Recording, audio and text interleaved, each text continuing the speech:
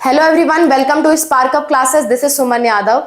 आज के वीडियो में मैं आपको ए टू जेड सारे के सारे डॉक्यूमेंट जो आपके एग्जाम्स में लगते हैं, चाहे वो नीट का एग्जाम हो, जेई का एग्जाम हो, सीयूटी का एग्जाम हो, नर्सिंग का हो, पैरामेडिकल का हो या किसी भी अन्य क्षेत्र का एग्जाम हो, उसमें जितने भी डॉक्यूमेंट्स लगते हैं उन सारे डॉक्यूमेंट्स को आप कहाँ से बनवाओगे, कितने पैसे उसमें लगते हैं बनवाने में, कौन कौन से डॉक्यूमेंट्स टोटल होते हैं जो आपको नहीं मालूम जिसका आप फायदा उठा सकते हो, वो सारे डॉक्यूमेंट्स का नाम बताऊंगी और उन सारे डॉक्यूमेंट्स का बेनिफिट्स सब कुछ ए टू जेड मैं आपको बताने वाली हूँ। हर एक डॉक्यूमेंट्स की डिटेल पे मैं वीडियो बनाऊंगी। वीडियो बहुत लंबी होगी लेकिन आपके बड़े काम की वीडियो है, आप ध्यान से देख लीजिए। अगर आप किसी भी एग्जाम की प्रिपरेशन कर रहे हैं या आपका बच्चा प्रिपरेशन कर रहा है तो उस केस में ये वीडियो आपके लिए बहुत ज़्यादा हेल्पफुल होने वाली है। सारे के सारे डॉक्यूमेंट्स ए टू जेड सब कुछ बताऊंगी। हर एक डॉक्यूमेंट की एक एक डिटेल्स जो भी आप जानते हो या जानना चाहते हो या नहीं जानते हो, सब कुछ मैं आपको बताने वाली हूँ।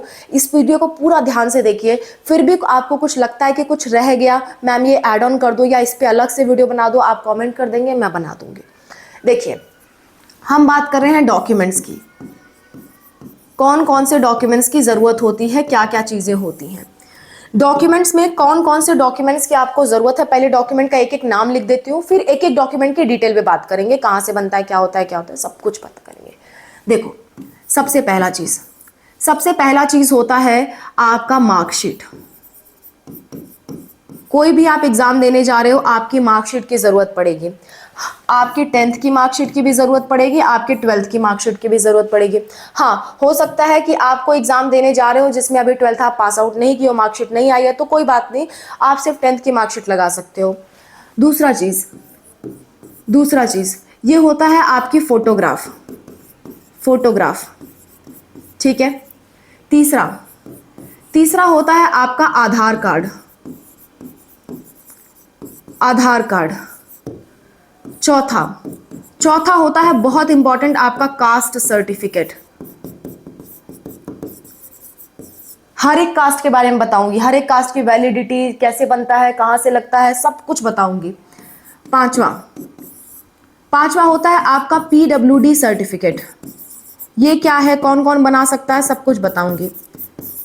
छठवां, जो कि आजकल बड़े ट्रेंड में है, ESIC सर्टिफिकेट। ठीक है। सातवां है आपका इनकम सर्टिफिकेट।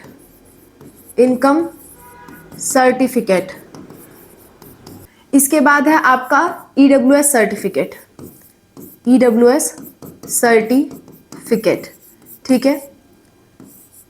नौवां है आपका माइनॉरिटी सर्टिफिकेट, कोटा सर्टिफिकेट। 10वें की बात कर लें तो 10वां है आपका एक्स्ट्रा कोटा सर्टिफिकेट।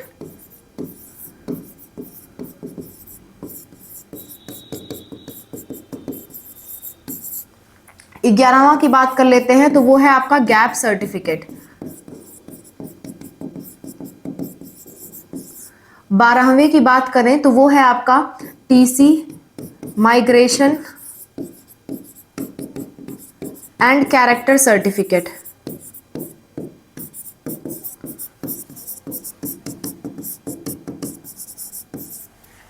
नेक्स्ट है आपका डोमिसाइल मेडिकल सर्टिफिकेट।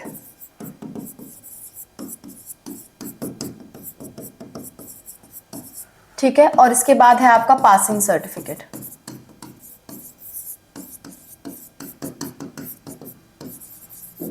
ठीक है। तो इतने सारे सर्टिफिकेट्स जो हैं, इनके बारे में मैं आपको एक एक चीज डिटेल में बताने वाली हूं, ध्यान से देखिएगा।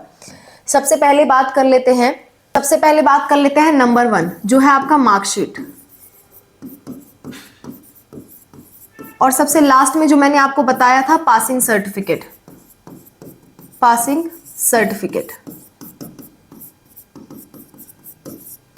ठीक है। अच्छा, एक और चीज मुझे ऐड करनी थी यहाँ पे, अपार आईडी, ये भी आपको जरूरत पड़ती है। इसी को हम ABC ID के नाम से भी जानते हैं, ABC ID। ठीक है। अच्छा, तो मार्कशीट एंड पासिंग सर्टिफिकेट की बात कर लेते हैं। तो मार्कशीट और पासिंग सर्टिफिकेट, मार्कशीट देखिए, आप किसी भी एग्जाम की प्रिपरेशन कर रहे हैं तो आपका कम से कम 10th एंड 12th की मार्कशीट तो लगती ही लगती है। 12th की मार्कशीट अगर आपकी नहीं आई हुई, मान लेते हैं अभी आप 12th में पढ़ रहे हो और इसी साल एग्जाम दे रहे हो, तो मार्कशीट कई बार नहीं आ पाती, तो ऑनलाइन जो रिजल्ट आता है वो भी आप यूज कर सकते हो। और ये चीजें आपको ओरिजिनल भी चाहिए होती है, जितनी भी चीज मैं आपको बता रही हूँ वो सारी चीजें ओरिजिनल एंड फोटोकॉपी दोनों चाहिए होती है। अब आप कहोगे ये मिलती कहाँ से है? ये आप जिस कॉलेज में पढ़ रहे हो, जिस कॉलेज से आपने 10th और 12th किया है, उस कॉलेज से जा करके आपको मिल जाएगी। ठीक है, समझ गए बात? तो उस कॉलेज में आपकी मार्कशीट आती है, आपको जाकर के कॉलेज पे लेना होता है। पासिंग सर्टिफिकेट की बात करें तो पासिंग सर्टिफिकेट जो है वो हर कॉलेज का नहीं आता, किसी किसी बोर्ड का, जैसे कि सीबीएसई बोर्ड की बात करूं तो सीबीएसई बोर्ड में किसी किसी साल जो है पासिंग सर्टिफिकेट अलग से मिलता है, 10th का भी और 12th का भी पासिंग सर्टिफिकेट अलग से मिलता है। तो ये भी पाने के लिए आपको अपने स्कूल पे जाना होगा और कहना होगा कि हमें पासिंग सर्टिफिकेट चाहिए, तो स्कूल वाले आपको ये प्रोवाइड करेंगे, कहीं और से ये नहीं मिलता और ना ही ये बनवाना पड़ता है। हाँ, इसमें अगर कोई गलती है, अगर कोई गलती है नाम में, पता में, डेट ऑफ बर्थ में, कोई भी चीज़ अगर गलती है आपकी, नाम और date of birth, actually not पता, नाम में, पापा के नाम में, मम्मी के नाम में या डेट ऑफ बर्थ में कोई गलती है, तो उस गलती को आपको सुधार करवाना पड़ेगा, वरना ये चीज़ आपको बहुत प्रॉब्लम क्रिएट करेगी। आपको सुधार करवाना पड़ेगा और सुधार अभी से करवा लीजिएगा। 2 से 3 महीने या कई बार 6 महीने लग जाते हैं सही होने में, इसलिए अभी से आप उसे सही कराने के लिए अप्लाई कर दीजिए। सही कराने के लिए अप्लाई कहाँ से करेंगे? आप किसी अच्छे साइबर कैफ़े पे विजिट कर सकते हैं, आप अपने स्कूल की हेल्प ले सकते हैं, स्कूल वाले भी हेल्प करते हैं सही करवाने से रिलेटेड।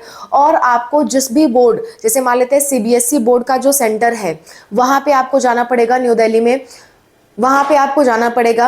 और या तो आप यूपी बोर्ड से हैं तो आपको इलाहाबाद जाना पड़ेगा। तो जहाँ से भी वो बोर्ड की ऑर्गेनाइजेशन है वहाँ जा करके आपको अप्लाई करना पड़ता है अपना मार्कशीट सही करवाने के लिए। समझ गए? अच्छा, तो ये मार्कशीट और पासिंग सर्टिफिकेट की बात हो गई। दूसरी बात कर लेते हैं नंबर 2। नंबर 2 पे है हमारा फोटोग्राफ।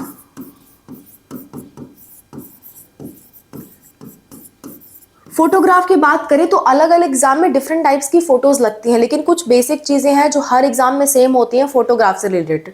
तो फोटोग्राफ से रिलेटेड हम बात कर लेते हैं। अगर आप किसी भी एग्जाम फॉर्म के लिए फोटो खिंचवाने जा रहे हो तो कौन कौन सी चीजों की आपको ध्यान रखने की जरूरत है। तो फोटो खिंचवाने के लिए किस किस चीज की ध्यान रखने की जरूरत है वो मैं आपको बता देती हूँ। अगर किसी एग्जाम फॉर्म के लिए आप फोटो खिंचवा रहे हो, एग्जाम फॉर्म के लिए, या फिर आप किसी जॉब के लिए फोटो खिंचवा रहे हो, तो फोटो खिंचवाने में कुछ बातों का ध्यान रखिएगा। जो आपकी फोटो होनी चाहिए वो पासपोर्ट साइज हो। मोस्ट ऑफ द जगह पासपोर्ट साइज फोटो ही लगती है, जब तक नोटिफिकेशन में कहीं लिखा ना हो कि दूसरे साइज की फोटो चाहिए, तब तक हमेशा पासपोर्ट साइज फोटो खिंचवाइए। फोटो जो आप खिंचवा रहे हो उसमें आपका इतना भाग दिखना चाहिए, यानी कि ज्यादातर तो आपके चेहरे का हिस्सा दिखना चाहिए और आपके कान दिखना जरूरी है। फोटो जो आप खिंचवा रहे हो उसमें आपके कान दिखना जरूरी है। ऐसा कुछ ना पहनिए जिससे आपके कान ढके हुए हों। हाँ, कोई अगर सिख है या कोई मुस्लिम है, अगर वो एग्जाम अलाउ करता है कि आप अपनी पगड़ी बांध के या फिर आप हिजाब बांध के फोटो खिंचवा सकते हो तो आप खिंचवाइएगा, अदरवाइज कान दिखने जरूरी होते हैं। ज्यादातर एग्जाम के फॉर्म्स में कान दिखने जरूरी होते हैं। तो जो लोग हिजाब पहन के भी फोटो खिंचवा रही हैं वो माथे पे अपना दुपट्टा रखें और कान उनको शो कर दें, वो ज्यादा बेटर रहेगा। और अगर आप सिख हो तो सिख वालों के लिए रहता है, छूट रहता है ज्यादातर जगहों पे, तो सिख वाले लोग अपना पगड़ी में भी खिंचवा सकते हैं मैक्सिमम जगहों पे। लेकिन एक बार ऐसी कंडीशंस में आप जो भी फॉर्म भरने जा रहे हैं उसका आप डिटेल जरूर पढ़ लीजिएगा आपके फोटो से रिलेटेड। ठीक है? अच्छा, बैकग्राउंड, ज्यादातर फॉर्म में बैकग्राउंड जो है वो व्हाइट होना चाहिए। बैकग्राउंड ज्यादातर जो फॉर्म होते हैं उसमें बैकग्राउंड सफेद आप रखिए तो ज्यादा अच्छा रहेगा, या कुछ ऐसे होते हैं जिसमें बैकग्राउंड ब्लू मांगता है। सफेद ज्यादा एक्सेप्टेबल है, सफेद रखिएगा तो ज्यादा अच्छा रहेगा, बाकी किसी कलर का आप बैकग्राउंड ना रखिए। ठीक, अगली बात, इसमें चश्मा पहनना अलाउ नहीं होता है, चश्मा आप मत पहनिएगा, नो स्पेक्टिकल्स। जब तक आपके फॉर्म में लिखा ना हो आप चश्मा पहन के फोटो ना खिंचाएं। ठीक है? स्पेक्टिकल्स, गॉगल्स कुछ आप पहन रहे हैं या माथे पे कोई पट्टी बांधी हुई है आपने फैशन में, ये सब चीज करके फोटो ना खिंचवाइए, या टोपी लगा करके, ये सब करके फोटो आपको नहीं खिंचवानी होती है। टोपी ओपी उतार के आप फोटो खिंचवाएं। ठीक है? समझ में बात आ गई? और दूसरी बात ये कि फोटो में ज्यादातर फॉर्म में ना नीचे आपको, जैसे कि नीट का फॉर्म अगर बताऊं तो नीचे आपको क्या लिखना होता है, नीचे आपको अपना नाम लिखना होता है फोटो के। जैसे मान लो आपने फोटो खिंचवाई तो आपको नाम लिखना होता है, जैसे मेरा नाम सुमन यादव है तो मैं पूरा लिखूंगी सुमन यादव। तो जो आपका मार्कशीट में नाम है वो पूरा नाम आपको लिखना होता है और नीचे आपको डेट ऑफ पिक्चर यानी किस दिन आपने ये फोटो खिंचवाई है। जैसे मान लेते हैं आज, जैसे मान लेते हैं आपने 15 जनवरी 2026 को फोटो खिंचवाई। Just a minute. मान लेते हैं आपने 15 जनवरी 2026 को फोटो खिंचवाई, तो वो चीज आपको लिखना होता है। ज्यादातर फॉर्म में ये आपको फोटो में लिखना होता है, जैसे कि नीट के फॉर्म में तो लिखना ही लिखना है। ठीक, तो ऐसा होता है फोटो का फॉर्मेट। और अगली बात ये फोटो बहुत लेटेस्ट होनी चाहिए, बहुत पुरानी फोटो नहीं होनी चाहिए, लेटेस्ट। जैसे मान लीजिए अगर आपका मई में एग्जाम है तो आपकी फोटो कम से कम नवंबर से लेकर के मई के बीच की हो, नवंबर से लेकर के मई के बीच की हो। ऐसा ना हो कि आप अगले पिछले साल मई का आप लगा रहे हो, ऐसा आप मत लगाइएगा। जो भी फोटो हो आपकी अपडेटेड हो तो ज्यादा अच्छा है। समझ में आ गई बात? तो लेटेस्ट फोटो आप लगाइए, पासपोर्ट साइज लगाइए, बैकग्राउंड सफेद रखिए, इस पे अपना पूरा नाम और डेट ऑफ पिक्चर, जिस दिन आपने फोटो खिंचवाया है उस दिन फोटो की डेट लिखिए। कोई चश्मा लगा के फोटो ना खिंचवाए, सर ढक के, कान ढक के, या फिर माथे पे कोई पट्टी लगा के, टोपी लगा के, ये सब काम करके आपको फोटो नहीं खिंचवाना है। ठीक है, या बड़े बड़े झुमके वगैरह पहन के ऐसा फोटो आपको नहीं खिंचवाना होता। सिंपल सोवर फोटो आपको खिंचवाना है, पासपोर्ट साइज। और फोटो में ऐसा नहीं है कि आप कोई पोज दे रहे हो या बहुत बड़ी सी स्माइल कर रहे हो, ऐसा फोटोज नहीं होना चाहिए। फोटोज एकदम सिंपल सोवर इस तरह के लुक में होना चाहिए। मैं आपको एक एग्जांपल दिखा देती हूँ। इस तरह के लुक में नॉर्मल आपकी फोटो होनी चाहिए। ओके, बात समझ में आ गई? अगला जो हमारा तीसरा डॉक्यूमेंट है इंपॉर्टेंट, वो है आधार कार्ड। बहुत ज्यादा इंपॉर्टेंट होता है आपका आधार कार्ड। आधार कार्ड कहाँ से क्या बनवाना है, क्या क्या चीजें आपको मालूम होने चाहिए, लिमिट क्रॉस वाली बातें, सारी बातें आधार कार्ड से रिलेटेड हम डिस्कस कर लेते हैं। आधार कार्ड देखिए, आधार कार्ड एक आपका पहचान पत्र होता है। आप कहीं भी जाओ आधार कार्ड की आपको बहुत ज्यादा जरूरत पड़ती है। तो आधार कार्ड कुछ ऐसा दिखता है, ये मेरा आधार कार्ड है। आधार कार्ड में आपकी फोटो होती है, नाम होता है, फादर का नेम होता है, आपका जेंडर लिखा होता है, डेट ऑफ बर्थ लिखा होता है, एक आधार नंबर होता है और पीछे की तरफ एड्रेस होता है। कई बार फादर का नाम सामने नहीं लिखा होता है, पीछे की तरफ एड्रेस के साथ लिखा होता है, तो वो भी कोई दिक्कत नहीं है। लेकिन आधार कार्ड आपको बनवाना कहाँ से है वो मैं आपको बता देती हूँ। और अगर आपका गलत हो गया है तो आपको अपडेट कहाँ से करवाना है। तो बनवाने के लिए, अपडेट करवाने के लिए आपको जाना पड़ेगा जन सेवा केंद्र। जन सेवा केंद्र आपको कहाँ जाना पड़ेगा? जन सेवा केंद्र जाना पड़ेगा। ठीक है, या फिर आपको कहाँ जाना पड़ेगा? आपको जाना पड़ेगा आधार सेवा केंद्र पे, आधार सेवा केंद्र। ठीक है, या फिर आपको जाना पड़ेगा CSC यानी कि common service centre, common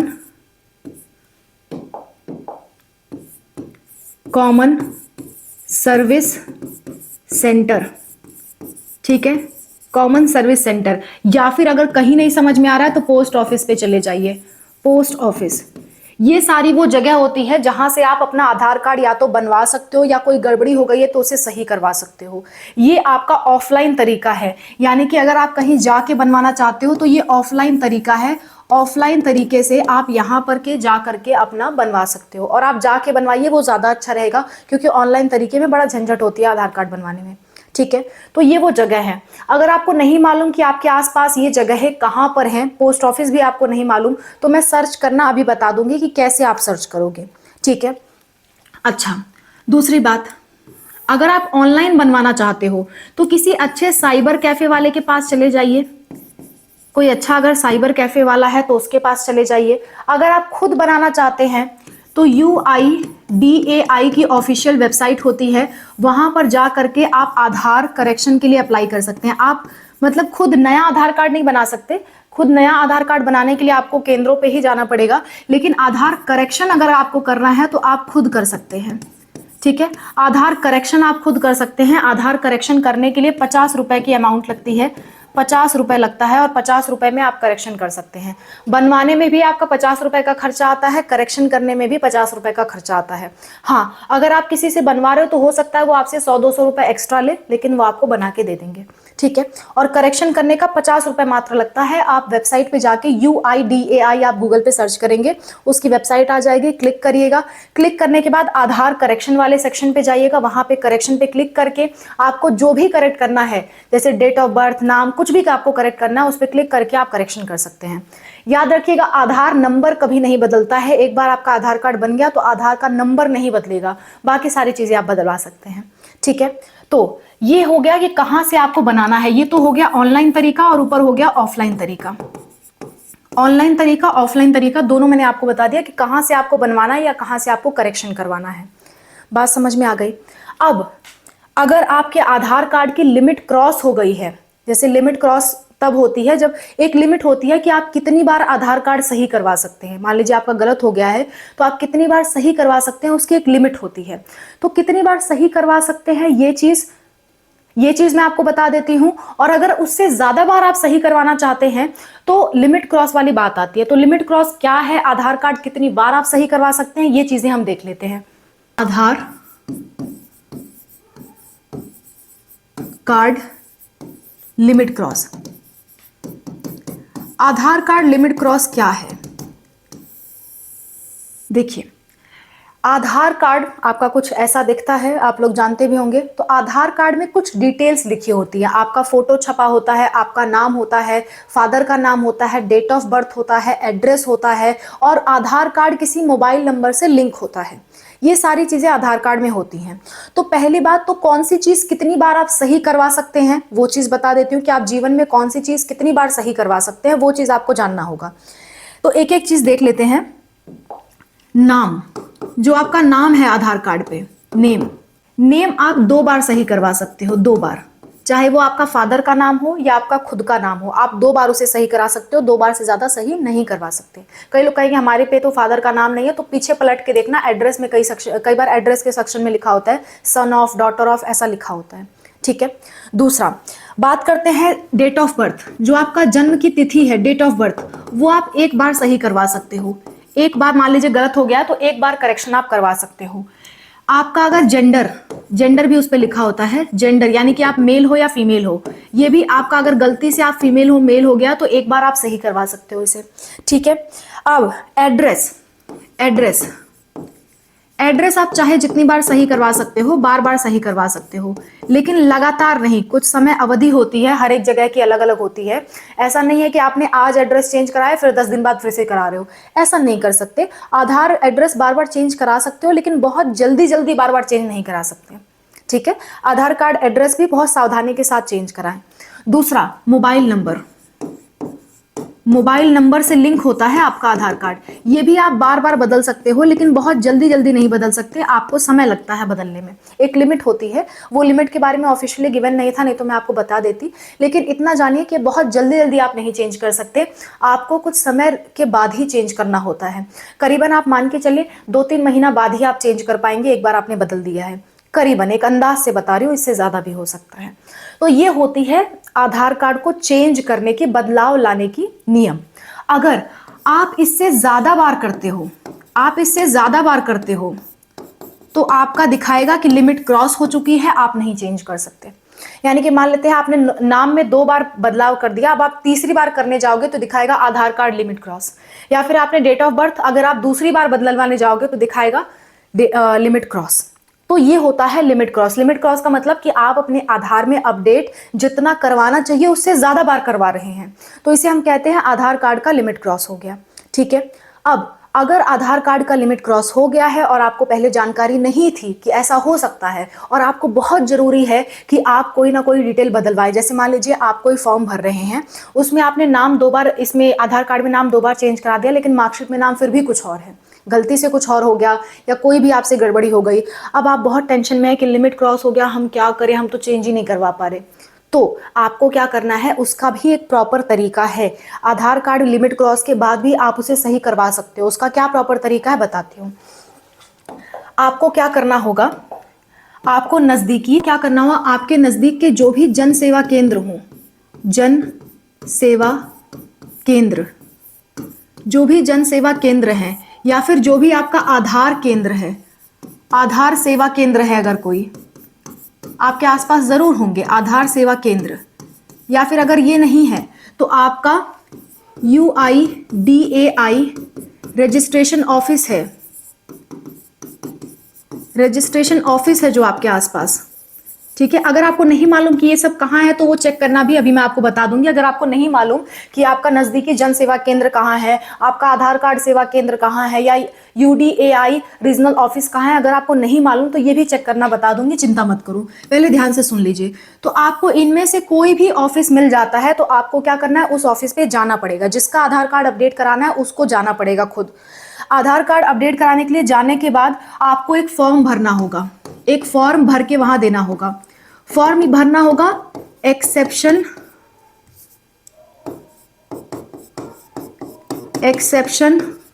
update request,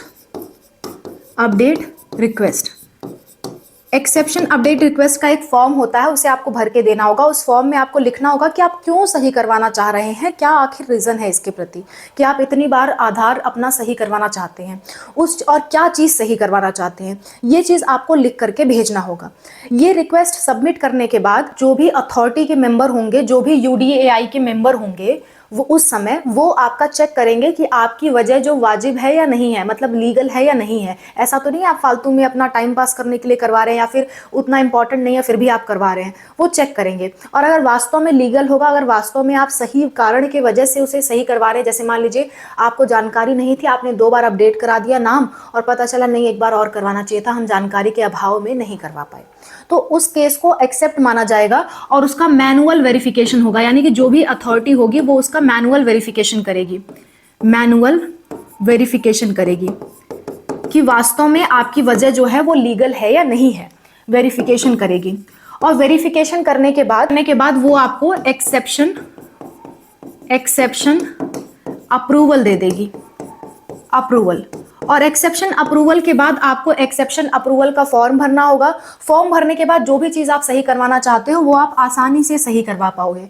तो अगर आपका लिमिट क्रॉस हो गया है तो आपको ये फॉर्म भर के देना होगा। इसमें समय लगता है, महीना भर का समय लग सकता है। इसलिए अगर आपके आधार कार्ड में कोई गड़बड़ी है और लिमिट क्रॉस हो चुकी है तो समय रहते उसे सही करवा लीजिए। महीनों तक का समय इसमें लग सकता है और हो सकता है एक आध बार रिजेक्ट हो, आपको बार बार अप्लाई करना पड़े। तो अगर आपका फॉर्म अभी देरी में है, आपका फॉर्म अभी आया नहीं है, तो उसे आराम से, अगर लिमिट क्रॉस हो गई है तो इस तरीके से आप उसे सही करवा लीजिए।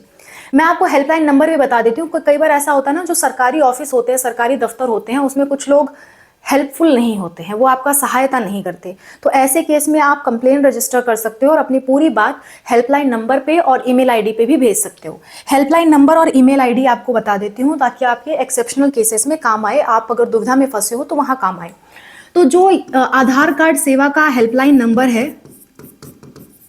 हेल्पलाइन नंबर, वो हेल्पलाइन नंबर है आपका 1947। बड़ा अच्छा सा हेल्पलाइन नंबर है, आसानी से याद होने वाला। 1947 पे आप डायल करके उन पे अपनी कंप्लेंट रजिस्टर कर सकते हो। दूसरा, हेल्पलाइन ईमेल आईडी बता देती हूँ। हेल्पलाइन ईमेल, जो आपका हेल्पलाइन ईमेल है वो है help@uidai.gov.in। ये आपका हेल्पलाइन ईमेल आईडी है। इस पे आप ईमेल लिख करके भी भेज सकते हो और अपना पूरा ब्यौरा जो ईमेल में है वो लिख सकते हो। ईमेल आपको प्रॉपरली लिखना होता है। ईमेल कैसे लिखते हैं, पहले तो आप सब्जेक्ट लिखिए कि डेट ऑफ बर्थ हमें चेंज कराना है, date of birth change request. ऐसे मतलब मान लीजिए आप ईमेल लिख रहे हैं और आपका लिमिट क्रॉस हो गया है तो आप लिखोगे date of birth change exception, अरे यार, एक्सेप्शनल रिक्वेस्ट। ये आप टाइटल डालोगे और टाइटल डालने के बाद मैम सर जो भी आपको लिखना है उसके बाद अपना पूरा ब्यौरा लिखोगे कि आप डेट ऑफ बर्थ एक्सचेंज कराना चाहते हैं क्योंकि आपके मार्कशीट में ऐसा है और आपको नीट का फॉर्म अप्लाई करना है, ऐसे करना है, यो जो भी आपको कराना है, और आपका पहले ये था और न्यू आपको ये करवाना है। ऐसा करके आप नीचे सबमिट कर दो और अपने आधार कार्ड का नंबर भी ज़रूर लिख देना। आधार कार्ड का नंबर कभी बदलता नहीं है, ये बात ध्यान रखिएगा। आधार कार्ड का नंबर ज़रूर लिख करके और नीचे हो सके तो फोटो अटैच करके आप ईमेल भेज देना, ठीक है, तो आपको हेल्प मिल जाएगी। तो ये तरीका होता है आधार कार्ड लिमिट क्रॉस हो जाने के बाद भी सही करने का। अब मैं आपको बता देती हूँ कि जन सेवा केंद्र और आपका जो आधार सेवा केंद्र है या कॉमन सर्विस सेंटर है, ये सब कहाँ पड़ेगा, आपको कैसे मालूम चलेगा? तो आपको क्या करना है, आपको UIDAI की वेबसाइट पे जाना है और आपको सर्च करना है नियरेस्ट, उस पे आप सर्च करेंगे नियरेस्ट जन सेवा केंद्र, तो आपको मिल जाएगा जन सेवा केंद्र। तो आपको एड्रेस सहित नियरेस्ट जन सेवा केंद्र जो है मिल जाएगा। आपको अपना क्या करना पड़ेगा, आपको अपना पिन कोड डालना पड़ेगा या फिर आपको अपना डिस्ट्रिक्ट डालना पड़ेगा जिस जिले से आप हो। ये डालने के बाद आपका जो सबसे करीबी जनसेवा केंद्र होगा वो आपके सामने आ जाएगा, उसका एड्रेस आप नोट कर लेना, फिर वहां पे आप चले जाना। तो UIDAI आप गूगल पे सर्च करना, वहां पे नियरेस्ट जन सेवा केंद्र सर्च करना। सर्च करने के लिए पिन कोड या डिस्ट्रिक्ट डालने की जरूरत पड़ेगी, वो डाल करके आप सर्च करके वहां पे जा सकते हो। समझ गए? तो आपको नहीं ढूंढना आता तो वो तरीका भी मैंने आपको बता दिया। आधार कार्ड में फोटो भी होती है, फोटो। तो कई लोग कहते हैं क्या हमारा फोटो अगर बचपन का है तो हमें अपडेट कराना उसे जरूरी है? तो हाँ, अगर आप पहचान में नहीं आ रहे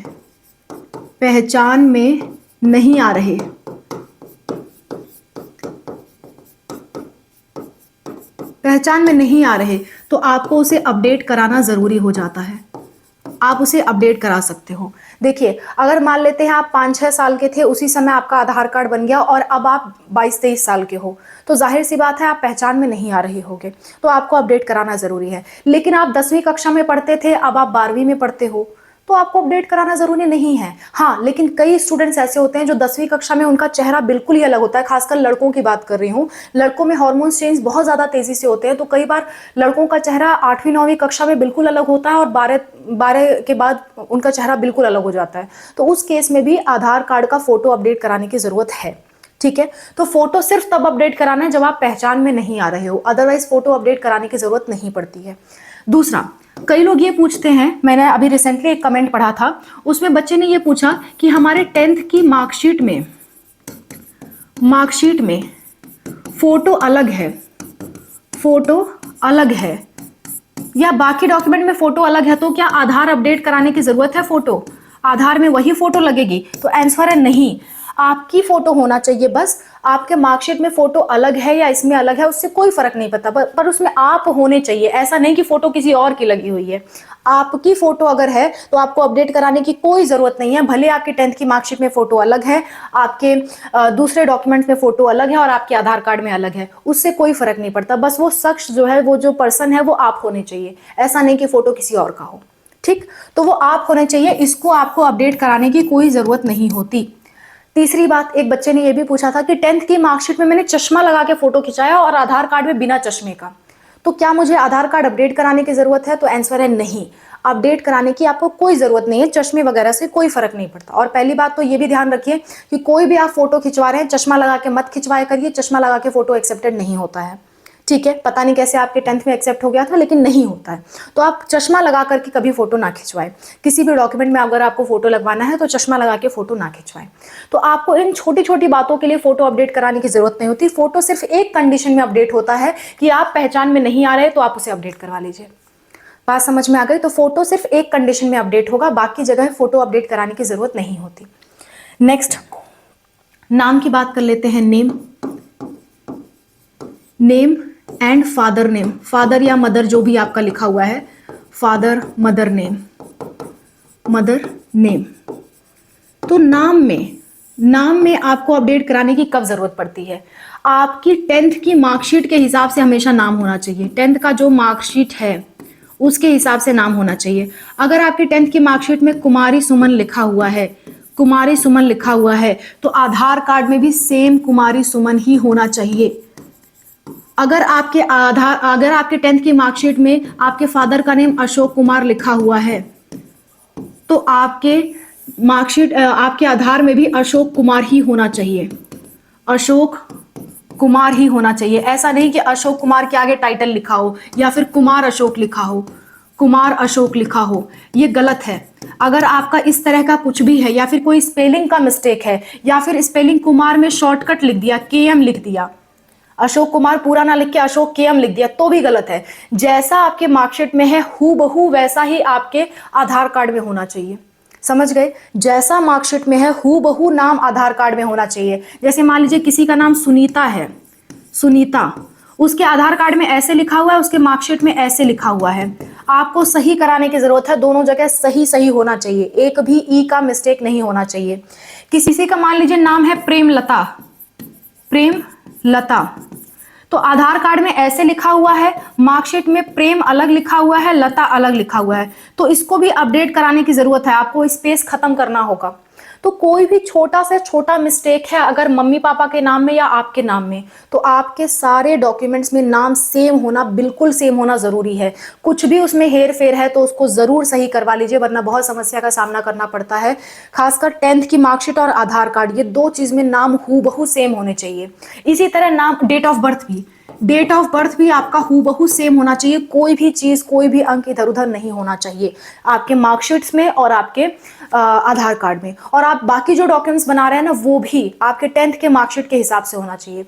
बाई चांस कुछ ऐसा हो गया जिसकी वजह से आपके 10th की मार्कशीट ही गलत हो गई है, आपके मार्कशीट में जो रियल नेम है वो गलत हो गया है, तो पहले अपनी मार्कशीट सही करवाइए और उसके हिसाब से फिर सारे डॉक्यूमेंट सही करवाइए। ठीक है, तो ये नियम है, आपको ये चीज करना ही पड़ेगा। तो नाम तभी अपडेट कराने की जरूरत है जब आपका कुछ भी मिस्टेक हुआ है तो। ठीक, समझ में आ गई बात? अच्छा, किसी की शादी हो जाती है तो उसको फादर की जगह अपने हस्बैंड का नाम लिखवाना होता है, ये भी करेक्शन होती है आधार कार्ड में।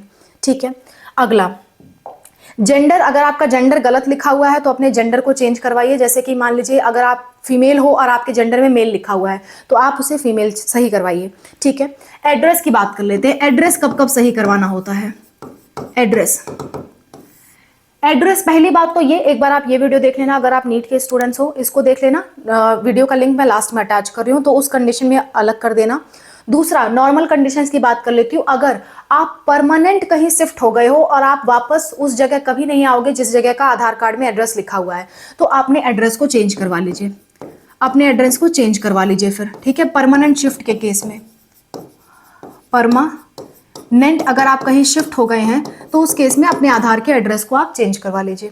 दूसरा, अगर आपका आधार का एड्रेस जो था, मान लेते हैं पहले आपका जो इलाका था वो गांव था, अब नगर निगम हो गया है, तो नगर निगम के हिसाब से आपको एड्रेस चेंज करवाना पड़ेगा। यानी कि वास्तव में एड्रेस चेंज हो गया है, या आपका मान लेते हैं पहले आपके आधार कार्ड में इलाहाबाद लिखा हुआ है, अब प्रयागराज हो गया, तो प्रयागराज आपको अपडेट करवाना पड़ेगा। तो जो भी बदलाव अगर सरकार के द्वारा आई है किसी जगह पे, उस बदलाव के कारण आपको एड्रेस अपडेट कराना पड़ता है। बदलाव की वजह से, बदलाव का कारण आपको एड्रेस फिर से क्या कराना पड़ेगा? अपडेट कराना पड़ेगा। तो ये छोटी सी बात होती है। या फिर आपका एड्रेस गलत लिखा हुआ है तो आप अपडेट करा दीजिए। अगर एड्रेस आपका गलत है, किसी भी कारणवश गलत हो गया है, तो उसे आप अपडेट करा दीजिए। ठीक है, समझ में आ गई बात? अब मोबाइल नंबर बहुत इंपॉर्टेंट चीज है। मोबाइल नंबर हमेशा हमेशा अपने आधार कार्ड से लिंक रखिए, और ऐसा मोबाइल नंबर लिंक रखिए जो आपका एक्टिव हो, क्योंकि कोई भी फॉर्म आप भरने जाओगे मैक्सिमम केस में आपका आधार से रिलेटेड ओटीपी आएगा, और अगर ओटीपी नहीं आया तो आप फॉर्म नहीं भर पाते हो कई बार। तो हमेशा मोबाइल नंबर अपने आधार कार्ड से लिंक करवा के रखिए, कोई ना कोई मोबाइल नंबर, जो भी मोबाइल नंबर आपके पास हो वो आधार कार्ड से लिंक करा के रखिए, और उसमें हमेशा रिचार्ज रखिए जब भी आपको जरूरत पड़ती हो। समझ गए? और अगर आपका बाई चांस खो गया तो इसको आप अपडेट करवा लीजिए। समझ गए बात को? तो आधार में जितने तरह की अपडेट्स हो सकती थी वो सारी चीजें मैंने आपको बता दी। एक और चीज, आधार कार्ड बनवाने में आपको कौन कौन से डॉक्यूमेंट्स की जरूरत पड़ेगी वो मैं आपको बता देती हूँ। आधार कार्ड बनवाने के लिए आपको अपने पासबुक की जरूरत पड़ती है, पासबुक, या फिर आपके पास कोई भी एड्रेस प्रूफ हो, जैसे कि बैंक का कोई स्टेटमेंट हो, बैंक स्टेटमेंट हो। ठीक है, या फिर आपका क्या हो, या फिर आपका राशन कार्ड हो, राशन कार्ड हो, मतलब इस तरह का कोई कार्ड है आपके पास, या फिर आपके पास पैन कार्ड है पहले से, पैन कार्ड। तो इन सारी चीजों की जरूरत पड़ती है, इनमें से कोई भी एक है तो आपका काम चल जाएगा। प्लस आपके फोटो की जरूरत पड़ती है, फोटो की जरूरत पड़ती है, और आपके बायोमेट्रिक्स लिए जाते हैं। बायोमेट्रिक्स का क्या मतलब होता है बता देती हूँ। बायोमेट्रिक्स का मतलब आपके उंगलियों के निशान लिए जाते हैं, आपकी आंखों का स्कैन किया जाता है, आपकी फोटो ली जाती है, लाइव फोटो। तो जो जिसका आधार कार्ड बन रहा है उसको वहां प्रेजेंट होना जरूरी होता है। तो ये बायोमेट्रिक की बात हो गई। ठीक है, इसके बाद जो चौथा डॉक्यूमेंट है हमारा वो है कास्ट सर्टिफिकेट। मैं जानती हूँ बहुत लंबा वीडियो है, हर एक चीज़ समझाने में समय लगता है, तो हर एक चीज़ को ध्यान से आप समझते चलिए। कास्ट सर्टिफिकेट हर एक कास्ट की हम बात कर लेते हैं और A to Z जितनी भी परेशानी कास्ट सर्टिफिकेट से रिलेटेड होती है वो सारी मैं आपके साथ डिस्कस कर रही हूँ। देखिए, ध्यान से देखिए, हम बात कर रहे हैं कास्ट सर्टिफिकेट की।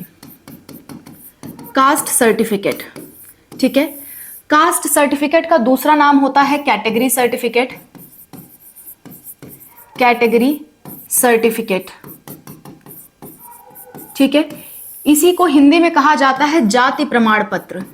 जाति प्रमाण पत्र यानी कि आप कौन सी जाति से बिलोंग करते हो उसका प्रमाण, और जाति के अनुसार रिजर्वेशन मिलता है। जैसे जो पिछड़ी जातियों से हैं, जो अनुसूचित जातियों से हैं, जिनका थोड़ा सा सामाजिक दर्जा पहले से कम रहा है, उनको आगे बढ़ने का मौका देने के लिए उनको रिजर्वेशन दिया जाता है। तो कास्ट सर्टिफिकेट और कैटेगरी सर्टिफिकेट, जाति प्रमाण पत्र, पहली बात तो ये दो तरह का होता है। जो आपके जाति प्रमाण पत्र होते हैं वो दो तरह का होता है, ठीक है। एक होता है आपका सेंट्रल लेवल का, सेंट्रल लेवल का होता है, ठीक है। दूसरा होता है आपके स्टेट लेवल का। चाहे आप जिस भी स्टेट से बिलोंग कर रहे हो, दिल्ली, जम्मू कश्मीर, पंजाब, राजस्थान, यूपी, बिहार, तेलंगाना, तमिलनाडु, कहीं से भी आप बिलोंग कर रहे हो, हर एक स्टेट में सेंट्रल लेवल का अलग होता है और स्टेट लेवल का कास्ट सर्टिफिकेट अलग होता है, और दोनों के बारे में ही आपको जानना चाहिए। अगर सेंट्रल लेवल को हम केंद्र सरकार द्वारा मान्यता प्राप्त मानते हैं, केंद्र सरकार उसको मान्यता देती है, और इसको जो मान्यता देती है वो आपकी राज्य सरकार मान्यता देती है, यानी कि आपका खुद का स्टेट मान्यता देता है, ठीक है, सरकार। दोनों में फर्क करना भी सिखाऊंगी, तो एक एक करके सारी बातें समझा रही हूँ, पेशेंस के साथ देखिए। तो कास्ट सर्टिफिकेट दो तरह के होते हैं, सेंट्रल और स्टेट। सेंट्रल वाला कास्ट सर्टिफिकेट कहाँ कहाँ लगता है? कोई भी अगर पूरे ऑल इंडिया की कोई भी एग्जाम चल रही है, जैसे मान लीजिए नीट का एग्जाम, नीट का एग्जाम किसी स्टेट के लिए नहीं होता, इंडिया के सभी बच्चों के लिए होता है। जेई का एग्जाम किसी स्टेट के लिए नहीं होता, इंडिया के सभी बच्चों के लिए होता है, ठीक है। तो जितने भी पूरे ऑल इंडिया के एग्जाम होते हैं उसमें हमेशा सेंट्रल लेवल का कास्ट सर्टिफिकेट लगता है, चाहे वो जो भी एग्जाम हो। अगर वो इंडिया के सारे बच्चे दे रहे हैं तो उसके लिए आपका जो सेंट्रल लेवल का कास्ट सर्टिफिकेट है वो लगेगा, यानी कि नेशनल लेवल एग्जाम्स के लिए, नेशनल लेवल एग्जाम के लिए, नेशनल लेवल एग्जाम के लिए आपका कौन सा लगता है? Central caste certificate. अगर आपके स्टेट का कोई स्पेशल एग्जाम है, सिर्फ आपके स्टेट में कराया जा रहा है, जैसे कि यूपी स्टेट में यूपी टेट कराया जा रहा है एग्जाम, ठीक है, यूपी टेट एग्जाम कराया जा रहा है, बिहार टेट कराया जा रहा है, बिहार पुलिस की भर्ती निकली है, यूपी पुलिस की भर्ती निकली है, तो ये सब में आपका स्टेट लेवल का कास्ट सर्टिफिकेट यूज होता है। यानी कि किसी स्टेट के लिए, किसी राज्य के लिए अगर कोई फॉर्म निकला हुआ है, किसी राज्य के लिए कोई भर्ती निकली हुई है, किसी राज्य के लिए कोई एग्जाम हो रहा है, तो उसमें आपका स्टेट लेवल का लगता है, यानी कि इसमें आपके स्टेट लेवल एग्जाम्स आते हैं, स्टेट लेवल एग्जाम्स। दूसरी बात, अगर आपने इंडिया लेवल का कोई एग्जाम दिया और उसकी जो काउंसलिंग हो रही है, काउंसलिंग मतलब एडमिशन की प्रक्रिया, एडमिशन की प्रोसेस, एग्जाम देने के बाद काउंसलिंग होती है, ठीक है। काउंसलिंग में पता चलता है कि कौन सा कॉलेज मिलेगा, एग्जाम देने के बाद आपके नंबर आए, नंबर आने के बाद पता चलता है कि कौन सी जगह आपको नौकरी मिलेगी या कौन सी जगह आपको कॉलेज मिलेगा, वो काउंसलिंग से मिलता है। तो काउंसलिंग की जो प्रक्रिया है वो कभी कभी इंडिया लेवल पे भी कराई जाती है और कभी कभी स्टेट लेवल पे भी कराई जाती है। तो भले ही एग्जाम इंडिया लेवल का हो, लेकिन अगर काउंसलिंग स्टेट लेवल की हो रही है तो उसमें भी आपका स्टेट लेवल कास्ट सर्टिफिकेट लगेगा। जैसे नीट का एग्जाम हुआ, नीट का एग्जाम होने के बाद बिहार की काउंसलिंग अलग चल रही है, यूपी का अलग चल रहा है, राजस्थान का अलग चल रहा है, तो जिस जिस स्टेट का काउंसलिंग अलग अलग चल रहा है उस स्टेट का कास्ट सर्टिफिकेट लगेगा, सेंट्रल वाला नहीं लगेगा।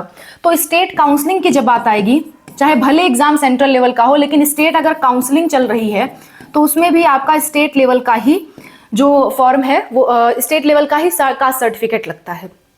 बात समझ में आ गई? दोनों का मतलब समझ में आ गया। अब मान लीजिए आपने कहीं से कास्ट सर्टिफिकेट बनवा लिया, अब आप दोनों में फर्क कैसे करेंगे कि स्टेट वाला कौन सा है, सेंट्रल वाला कौन सा है? आप भूल गए, आप नहीं समझ पा रहे कि स्टेट वाला कौन सा है या सेंट्रल लेवल वाला कौन सा है, तो उसमें फर्क कैसे करना है वो समझा देती हूँ। दूसरी बात कि अगर मान लेते हैं आपने कहीं से बनवाया और आपको उन पे भरोसा नहीं है कि उसने स्टेट का बनाया या सेंट्रल का बनाया, आपको ऐसा कुछ भरोसे का इशू है, कुछ डर है, तो आप कैसे पहचानोगे कि सेंट्रल वाला कौन सा है और स्टेट वाला कौन सा है? मैं आपको पहचानना सिखा देती हूँ। पहले मैंने आपको टाइप बता दिए और इसको कितने नामों से जाना जाता है वो बता दिया। अब पहचाने कैसे, कैसे पहचाने, कैसे पहचाने, ये देख लेते हैं कि कैसे पहचाने कौन सा स्टेट का है, कौन सा सेंट्रल का है। अगर कोई सेंट्रल का कास्ट सर्टिफिकेट है, ठीक है, सेंट्रल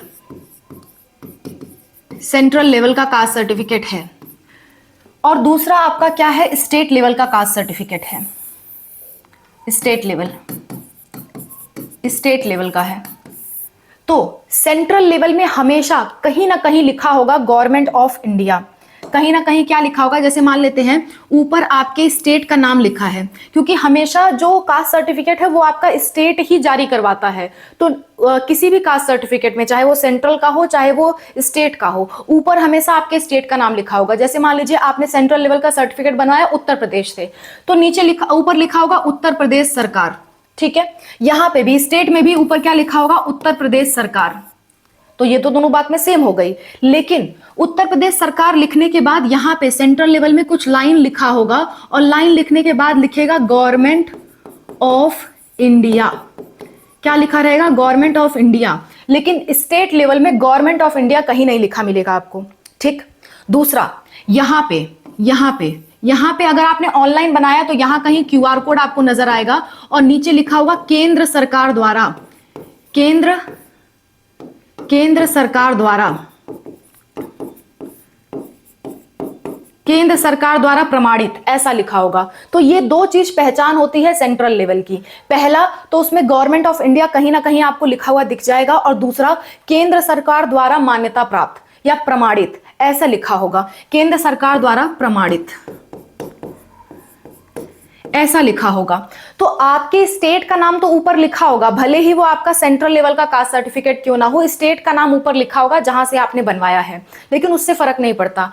अगर आपके कास्ट सर्टिफिकेट में गवर्नमेंट ऑफ इंडिया लिखा हुआ है, या issued by government of India लिखा है, या केंद्र सरकार द्वारा प्रमाणित लिखा है, इसका मतलब आपका वो सेंट्रल लेवल का कास्ट सर्टिफिकेट है। एग्जाम्पल के तौर पर मैं आपको दिखा देती हूं, ये जो आपका कास्ट सर्टिफिकेट है, इसमें आपको मैं हाईलाइट करके दिखा रही हूं, जो आपका लिखा हुआ है ऊपर, ये मेरा ही कास्ट सर्टिफिकेट है, इसमें लिखा हुआ है under the government of India. मतलब कि इसमें भले ही ऊपर उत्तर प्रदेश सरकार लिखा हो, लेकिन under the government of India लिख दिया, मतलब ये सेंट्रल वाला कास्ट सर्टिफिकेट है। इसी को थोड़ा नीचे की तरफ दिखा दे रही हूं, यहाँ पे क्यूआर कोड है, क्यूआर कोड के बगल में देखिए लिखा है केंद्र सरकार, केंद्र सरकार लिखा हुआ दिख गया आपको, यानी कि ये आपका सेंट्रल वाला कास्ट सर्टिफिकेट है। समझ गए। अब स्टेट वाले की बात कर लेते हैं। स्टेट वाला कास्ट सर्टिफिकेट में ये दोनों ही चीज आपको दिखाई नहीं देंगी, ये दोनों चीज दिखाई नहीं देंगी। और ज्यादातर जो स्टेट लेवल का सर्टिफिकेट होता है वो स्टेट की भाषा में होता है। जैसे कि अगर यूपी है, बिहार है, यहाँ पे ज्यादातर आपको हिंदी में देखने को मिलेगा कि पूरा का पूरा कास्ट सर्टिफिकेट आपका हिंदी में है, ठीक है। और दूसरा, यहाँ पे प्रमाणित की जगह लिखा होगा तहसीलदार द्वारा प्रमाणित, राज्य सरकार द्वारा प्रमाणित, ठीक है, या डिस्ट्रिक्ट मजिस्ट्रेट द्वारा प्रमाणित, ये सब लिखा होगा। ये सब चीजें यहाँ भी लिखी हो सकती हैं, लेकिन दोनों में फर्क करना है तो सबसे अच्छा तरीका है ये दोनों शब्द ढूंढ लो। ये दोनों शब्द आपको मिल गए मतलब सेंट्रल लेवल है, नहीं दिख रहा है ये दोनों शब्द मतलब क्या है, स्टेट लेवल है। तो स्टेट लेवल को पहचानने का तरीका यह है कि उसमें गवर्नमेंट ऑफ इंडिया और केंद्र सरकार द्वारा प्रमाणित ये शब्द नहीं लिखे होंगे, और ज्यादातर चांस ये है कि वो पूरा का पूरा हिंदी में या आपकी स्थानीय भाषा में होगा।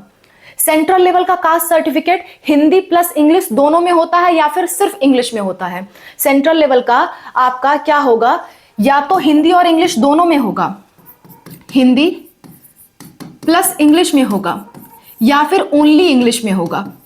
अलग अलग स्टेट की अलग अलग मतलब व्यवस्था है। जैसे कि यूपी में हिंदी और इंग्लिश दोनों में होता है, बिहार में हिंदी और इंग्लिश दोनों में लिखा होगा, लेकिन कुछ ऐसे स्टेट्स हैं जहां पे हिंदी मान्यता नहीं होती, तो वहां सिर्फ और सिर्फ इंग्लिश में लिखा होगा। लेकिन जो आपका स्टेट का कास्ट सर्टिफिकेट है उसमें आपकी राज्य की भाषा थोड़ी बहुत जरूर लिखी आपको मिल जाती है, ऐसा होता है। तो ये चीज आप देख करके पहचान सकते हो। एग्जाम्पल के तौर पर मैं दिखा देती हूँ,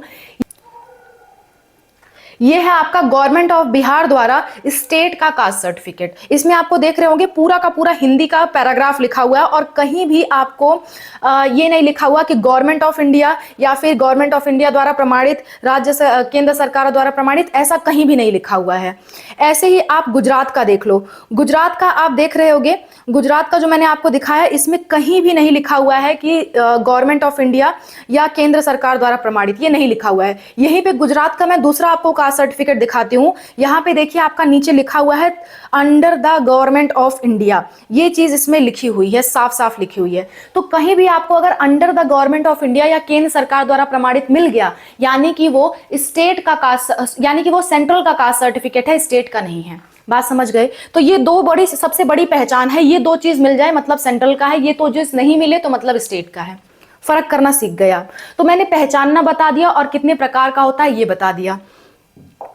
नेक्स्ट बात, आप कैसे जानो कि आप कौन से कास्ट में आते हो? अगर आपको ये नहीं मालूम है तो आप गूगल पे सर्च कर सकते हो MCC कास्ट लिस्ट, या फिर लिस्ट ऑफ कैटेगरीज, या फिर CCMT की वेबसाइट पे जा सकते हो। CCMT की वेबसाइट पे आपको सारी कैटेगरी की लिस्ट मिल जाएंगी कि कौन कौन से लोग कौन कौन सी कैटेगरी में आते हैं। वहां पे जा करके आप आराम से देख सकते हो।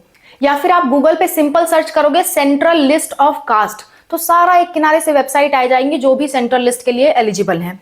तो एक तो सेंट्रल लिस्ट आपको मिल जाएगी, और अपने स्टेट के लिए ढूंढना है तो अपने स्टेट के लिए गूगल पे ढूंढ लो यूपी सरकार द्वारा caste list of categories by UP government, या फिर बिहार गवर्नमेंट, जो भी आपको ढूंढना है आप ढूंढ सकते हो। आपके एग्जाम्स के वाइज भी ढूंढ सकते हो, आप नॉर्मली गूगल पे भी ढूंढ सकते हो, आपको मिल जाएगा। नहीं मिल रहा है CCMT की वेबसाइट पे जाओ, आराम से मिल जाएगा।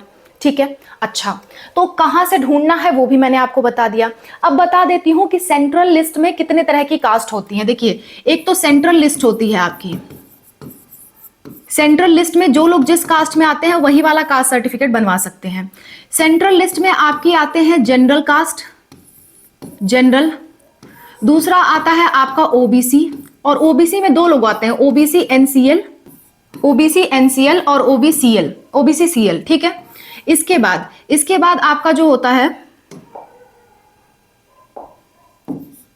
वो होता है SC कैटेगरी, इसके बाद होता है आपका ST कैटेगरी। ये चार ही कैटेगरी होती हैं, ये चार ही कास्ट होते हैं। इसके अलावा सेंट्रल लिस्ट में कोई कास्ट नहीं होते। अभी कोई मुझे कमेंट सेक्शन में बोलेगा कि मैम EWS तो आप भूल गए, मैम PWT तो आप भूल गए। तो डियर स्टूडेंट्स, ये कास्ट नहीं है, ये स्पेशल कोटा है, ये कास्ट नहीं है। EWS मतलब होता है इकोनॉमिकली वीकर सेक्शन, यानी कि जो आर्थिक रूप से कमजोर व्यक्ति हैं, इसका कास्ट से कोई लेना देना नहीं है। दूसरा होता है PWD मतलब पर्सन विथ डिसेबिलिटी, यानी कि जो शारीरिक रूप से अपंग है, दिव्यांग है, उनको कहते हैं PWD। ये कास्ट नहीं है। तो हम आज कास्ट सर्टिफिकेट की बात कर रहे हैं, तो ये कास्ट सर्टिफिकेट में नहीं आते। जो बातें मैं बोलूंगी वो इन सर्टिफिकेट पे लागू नहीं होंगे। अगर आपको इन पे वीडियो चाहिए तो आप कमेंट कर दीजिएगा, मैं इन पे अलग से वीडियो बना दूंगी। लेकिन EWS और PWD कास्ट में नहीं आते। मैं आपको ये भी बता दूंगी कि ये दोनों कहां से बनते हैं। ठीक है, ठीक है, तो इसको मैं हटा देती हूँ, ये कास्ट नहीं है। जनरल वाले स्टूडेंट्स, जनरल वाले, ये किसी भी इनको सामान्य कहा जाता है। इनको कास्ट सर्टिफिकेट बनाने की जरूरत नहीं होती, इनका कास्ट सर्टिफिकेट बनता नहीं है, इनको कास्ट सर्टिफिकेट बनाने की जरूरत नहीं होती। ऐसे ही OBC CL वालों को भी कास्ट सर्टिफिकेट बनाने की जरूरत नहीं मिलती। इनको कोई भी रिजर्वेशन, कोई भी छूट इनको नहीं दी जाती है, चाहे वो जो भी एग्जाम हो। OBC CL और जनरल वालों को कोई छूट नहीं मिलती है। CL मतलब होता है क्रीमी लेयर, NCL मतलब होता है नॉन क्रीमी लेयर। NCL मतलब ऐसे लोग, देखिए NCL और CL का पहले तो कुछ और मतलब था, लेकिन प्रेजेंट टाइम में जो मतलब है वो आपको बता देती हूँ। CL मतलब ये होता है ऐसे लोग जिनकी 8 लाख से ज्यादा की इनकम हो सालीना, जिनके परिवार की इनकम जो है वो 8 लाख से ज्यादा हो, उनको कैटेगरी का बेनिफिट नहीं मिलता, उनको CL कहा जाता है। जिनका 8 लाख रुपए से सालीना इनकम कम हो, यानी कि आपकी फैमिली की इनकम 8 लाख से कम है, तो आप OBC NCL का सर्टिफिकेट बनवा सकते हो और आपको उसका फायदा मिलेगा। यानी कि 8 लाख से कम इनकम वालों को, 8 लाख से कम पर ईयर, 8 लाख से कम इनकम वालों का क्या बनता है? OBC NCL certificate. ठीक है, तो आपको OBC NCL अगर बनाना है तो आपको इनकम सर्टिफिकेट दिखाना जरूरी हो जाता है। ठीक है, बात आती है SC और ST की। SC और ST जो होते हैं, SC मतलब होता है शेड्यूल्ड कास्ट और एसटी मतलब होता है शेड्यूल्ड ट्राइब, जिसको हिंदी में कहते हैं हम अनुसूचित जाति और नीचे वाले को अनुसूचित जनजाति। सबसे ज्यादा रिजर्वेशन अनुसूचित जनजातियों को मिलता है, एसटी वालों को मिलता है। अब ये सारे सेंट्रल लिस्ट में आते हैं और इसके अलावा भी बहुत सारी कास्ट होती हैं जो स्टेट की लिस्ट में आती हैं, जैसे कि आपका ईबीसी हो गया, ठीक है, आपका बीसी हो गया। ऐसी बहुत सारी कैटेगरीज जो हैं वो स्टेट की लिस्ट में आती हैं। उसकी बात दूसरी है, सेंट्रल लिस्ट में केवल इतने कास्ट आती हैं और जिसमें से आपको जनरल और ओबीसी सीएल का सर्टिफिकेट देखने को नहीं मिलेगा। सिर्फ आपका ओबीसी एनसीएल वाले सर्टिफिकेट बनाते हैं, एससी वाले बनाते हैं और एसटी वाले बनाते हैं। बात समझ में आ गई। अब किसका सर्टिफिकेट कैसे बनेगा और किसका सर्टिफिकेट कितने साल तक वैलिड रहता है, इसकी बात कर लेते हैं। तो अगर हम वैलिडिटी की बात करें, वैलिडिटी तो हर कास्ट सर्टिफिकेट की वैलिडिटी तो लाइफ टाइम की होती है, मतलब आजीवन वो वैलिड रहता है। लेकिन कुछ एग्जाम वाले अपना अपडेटेड वर्जन मांगते हैं कि आपका कास्ट सर्टिफिकेट अपडेट करके हमको दो। जैसे नीट का हो गया एग्जाम, जेई का हो गया, जितने भी एग्जाम वाले होते हैं, चाहे वो गवर्नमेंट एग्जाम हो गया, सारे लोग कहते हैं भले लाइफ टाइम की वैलिडिटी है लेकिन हमको तो भाई अपडेटेड चाहिए, हम तुम्हारा पैसा खर्च करवाएंगे। तो आपको अपडेट कराना पड़ता है, भले उसकी वैलिडिटी लाइफ टाइम है, आपको अपडेट कराना पड़ेगा। ठीक है, अच्छा, आपको क्या कराना पड़ेगा? अपडेट कराना पड़ेगा।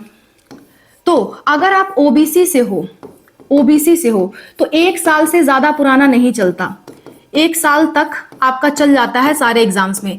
1 साल तक कहने का मतलब कि अगर आप 2026 में एग्जाम दे रहे हो तो 1 अप्रैल 2025 के बाद का होना चाहिए, उससे एक दिन भी पहले का ना हो। अगर आप 2026 में कोई एग्जाम दे रहे हो तो 1 अप्रैल 2025 के बाद का होना चाहिए। समझ गए? तो जो साल है वो कहां से गिनती शुरू होती है? गिनती शुरू होती है 1 अप्रैल के बाद से। तो ओबीसी कास्ट सर्टिफिकेट हमेशा जिस साल आप एग्जाम देने जा रहे हो उसके 1 साल पहले तक का 1 अप्रैल के बाद से होना चाहिए। जैसे 2026 में किसी भी महीने आप एग्जाम देने जा रहे हो तो 1 अप्रैल 2025 के बाद का होना चाहिए। बात समझ में आ गई? तो ये 1 साल की वैलिडिटी मानी जाती है इसकी सारे एग्जाम्स में। तो अगर आप ओबीसी से हो, ओबीसी एनसीएल कहते हैं हम इसे, ओबीसी एनसीएल से हो तो 1 साल से ज्यादा पुराना आपका है तो आप उसे अपडेट करवाइए। ठीक, अच्छा, बात आती है एससी और एसटी की। एससी और एसटी का बार बार अपडेट नहीं होता। अच्छा, ये चीज मैं सेंट्रल वाले के लिए भी बोल रही हूँ, सेंट्रल कास्ट सर्टिफिकेट के लिए भी और स्टेट के लिए भी, दोनों के लिए ओबीसी वालों को अपडेट कराना पड़ता है। और एसटी का भी मैं सेंट्रल और स्टेट दोनों के लिए बोल रही हूं। अगर आपका 10 साल से ज्यादा पुराना है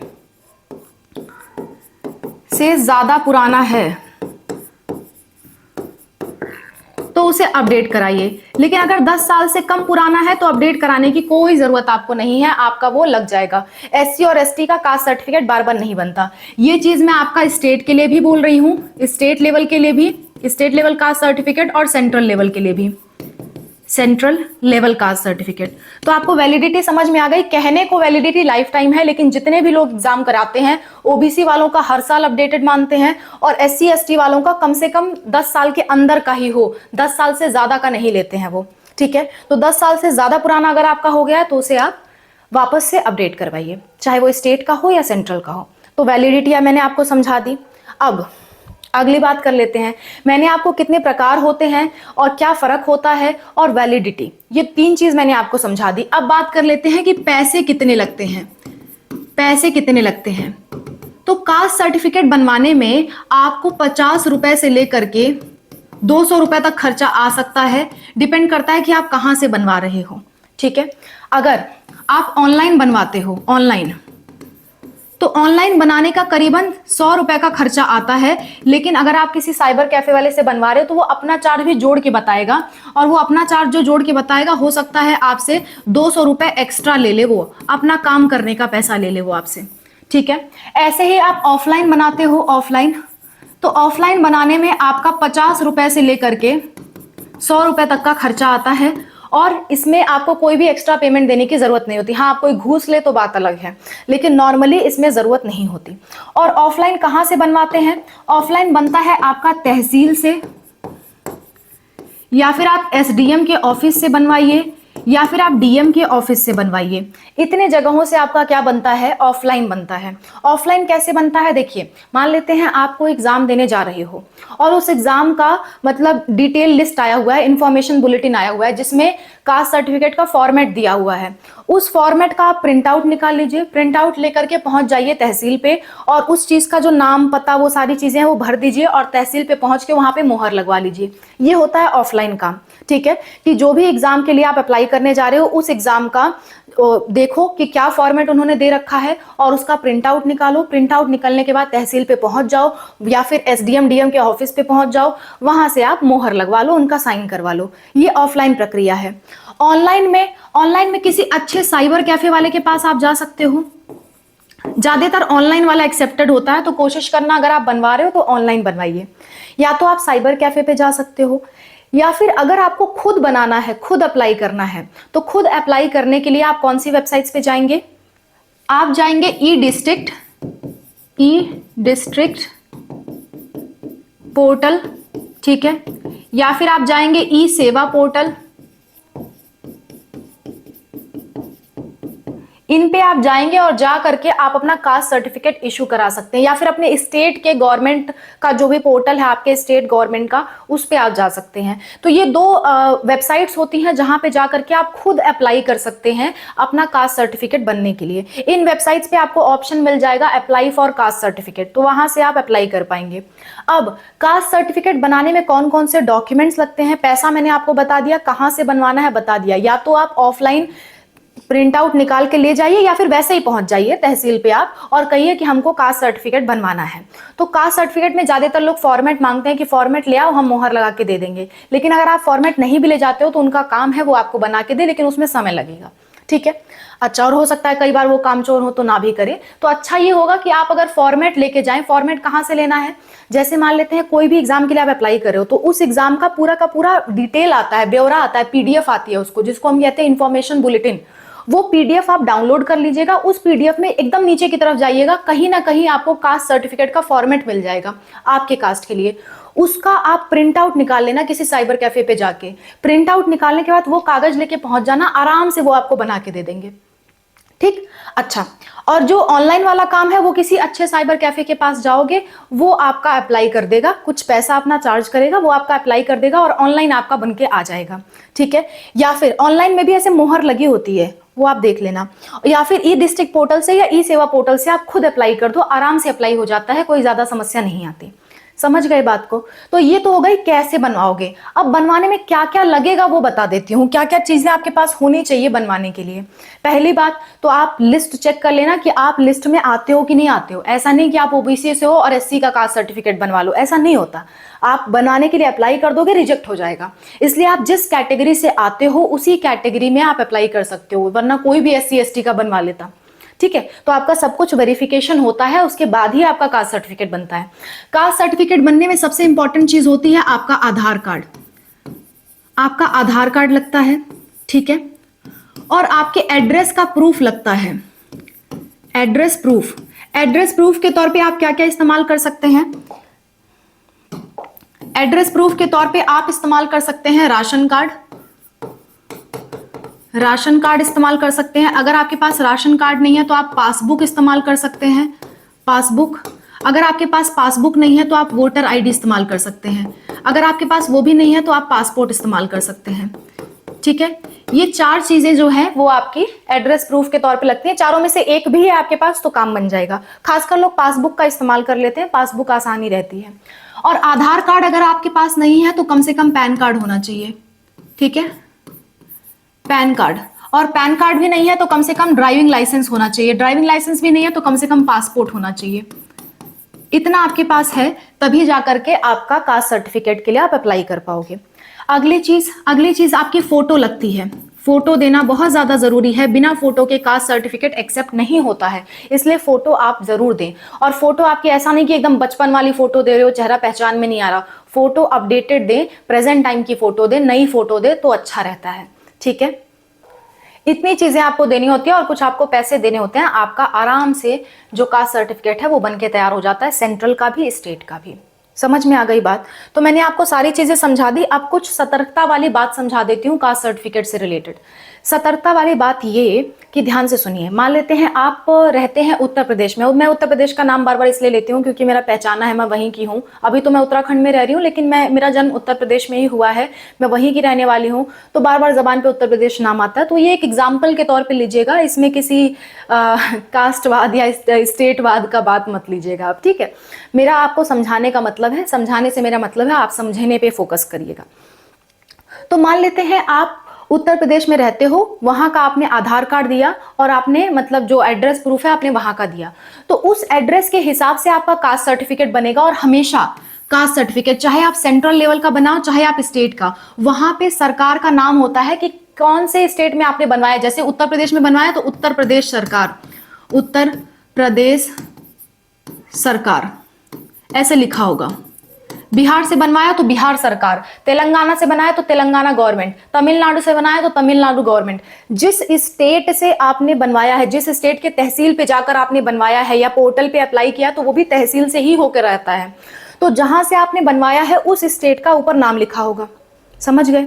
जहां से आपने बनवाया, जिसका आपने एड्रेस प्रूफ दिया है, उसी स्टेट का आपका बन के तैयार होगा। अब मान लेते हैं अब आप यूपी में नहीं रहते, अब आप कहाँ रहते हो? दिल्ली में रहते हो। आप सोच रहे हो हमें क्या करना है? दिल्ली में रहते हुए उसका उपयोग करना है। मान लेते हैं दिल्ली के काउंसलिंग में करना है, या अब आप दिल्ली में ही परमानेंट शिफ्ट हो गए हो, वहां पे करना है, तो आपको न्यू कास्ट सर्टिफिकेट बनवाना पड़ेगा।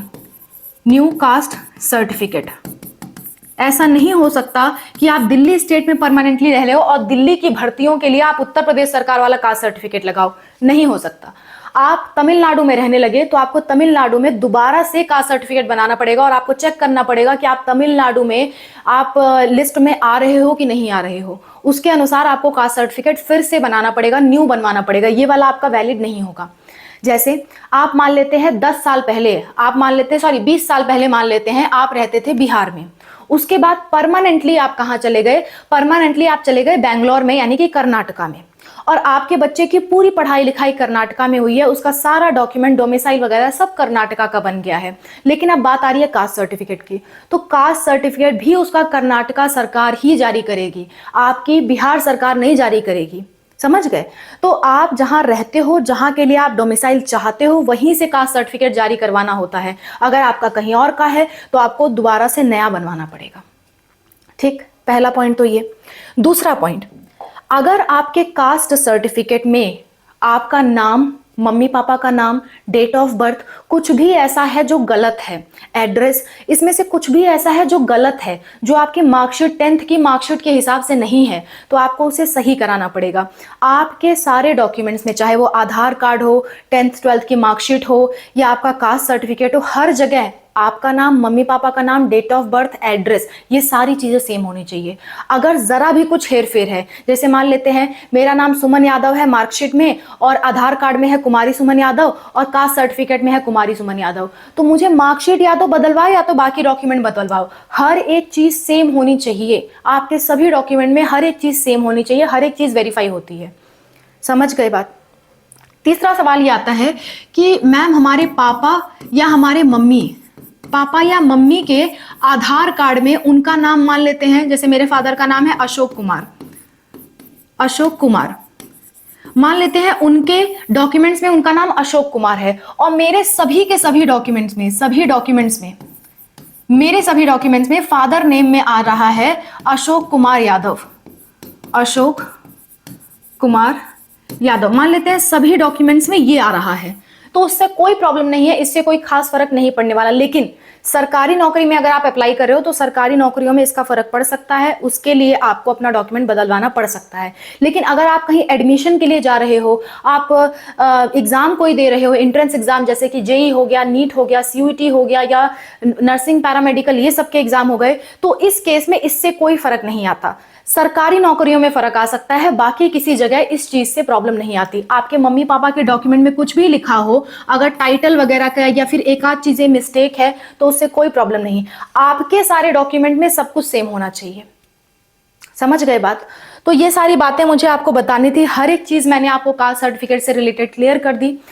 अब इसके बाद हम बात कर लेते हैं पांचवा है आपका PWD certificate. PWD certificate. PWD क्या होता है? PWD मतलब होता है person with disability, person with disability, person with disability. और ये बनता कहाँ से है? ये आपके जिला अस्पताल से बनेगा, यानी कि जो भी आपके आसपास गवर्नमेंट हॉस्पिटल है, गवर्नमेंट हॉस्पिटल, वहाँ से आपका बन जाएगा। और इसमें CMO के सिग्नेचर या उनका जो स्टैंप होता है वो लगा होना चाहिए। और PWD सर्टिफिकेट बहुत पुराना नहीं होना चाहिए। PWD सर्टिफिकेट जो है वो 1 साल से ज़्यादा का नहीं होना चाहिए। PWD जो सर्टिफिकेट है वो अपडेटेड होना चाहिए। अभी रिसेंटली गाइडलाइंस आई है JEE वालों के लिए खास करके, तो और भी एग्जाम्स के लिए आ सकती हैं ऐसी गाइडलाइंस। PWD सर्टिफिकेट जो है वो अपडेटेड होना चाहिए, वो बहुत पुराना नहीं होना चाहिए, ठीक है। और person with disability certificate fake मत बनवाइएगा, फेक बनवाने पे बहुत सारी प्रॉब्लम होती है, आपको काउंसलिंग से बैन भी किया जा सकता है अगर आप फेक सर्टिफिकेट यूज़ करते हो। तो PWD की क्राइटेरिया देखिए कि डिसेबिलिटी सर्टिफिकेट किस किस केस में आप बना सकते हैं। और उसके बाद आप जिला अस्पताल पे जाइए, वहाँ से अपना चेकअप कराइए। चेकअप कराने के बाद PWD सर्टिफिकेट आपको मिल जाएगा। हॉस्पिटल वाले ही आपको PWD सर्टिफिकेट बना के देते हैं, ठीक है। तो PWD सर्टिफिकेट के लिए आप अप्लाई कर सकते हो। और ये सिर्फ वही कर सकते हैं जो शारीरिक रूप से कहीं ना कहीं से दिव्यांग हो।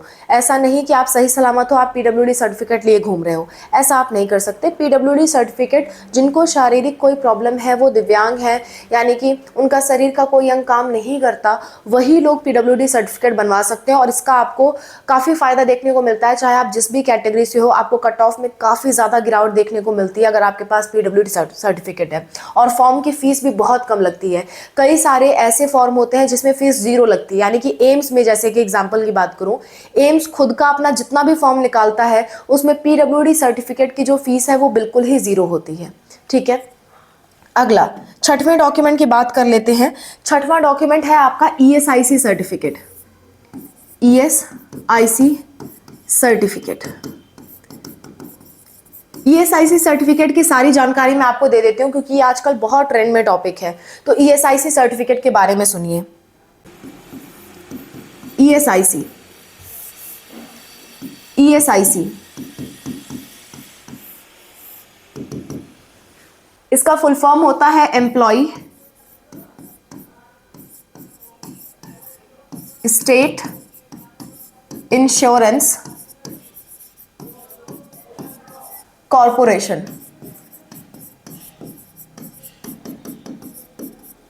ध्यान से समझिएगा, ESIC का जो सर्टिफिकेट होता है वो आपको एक पहचान कार्ड के रूप में मिलता है। ESIC का जो सर्टिफिकेट आपके काम आएगा वो होता है ESIC पहचान कार्ड। ESIC पहचान कार्ड, ये कार्ड बनवाने पर आपको क्या मिलता है, इसके फायदे क्या है, पहले आपको ये बता देती हूँ। अगर आप ESIC पहचान कार्ड बनवा लेते हो तो इसके बहुत सारे फायदे आपको होते हैं। जैसे कि मेडिकल फील्ड में, अगर मैं मेडिकल की बात करूँ तो MBBS, BDS और नर्सिंग, MBBS, BDS और नर्सिंग में सीट का रिजर्वेशन मिलता है। सीट का रिजर्वेशन मिलता है। और जिसके पास भी ESIC पहचान कार्ड होगा उनके बच्चों को सीट का रिजर्वेशन मिलेगा। MBBS में लो कट ऑफ पे उन्हें कॉलेज मिलेगी, चाहे वो जिस भी कैटेगरी के हो, चाहे जनरल हो, EWS हो, SC हो, ST हो, उससे कोई मतलब नहीं है। आपके ESIC पहचान कार्ड की वजह से कट ऑफ काफ़ी कम आपको देखने को मिलेगी, ठीक है। तो और जो लोग ESIC पहचान कार्ड जिनके पास होता है उन्हें हम कहते हैं ESIC इंश्योर्ड पर्सन, यानी कि IP के नाम से उन्हें जाना जाता है, यानी कि इंश्योर्ड पर्सन। और इंश्योर्ड पर्सन को IP के नाम से जाना जाता है। और जब आपकी MBBS की आप सीट देखते हो ESIC में तो उसमें लिखा होगा IP मतलब ऐसे लोग जिनके पास ESIC पहचान पत्र है उनके लिए उतनी सीटें रिजर्व्ड हैं। तो जितने भी ESIC कॉलेज की IP सीट होती हैं वो उन लोगों के लिए रिजर्व होती हैं जिनके पास ESIC पहचान कार्ड है, ठीक है।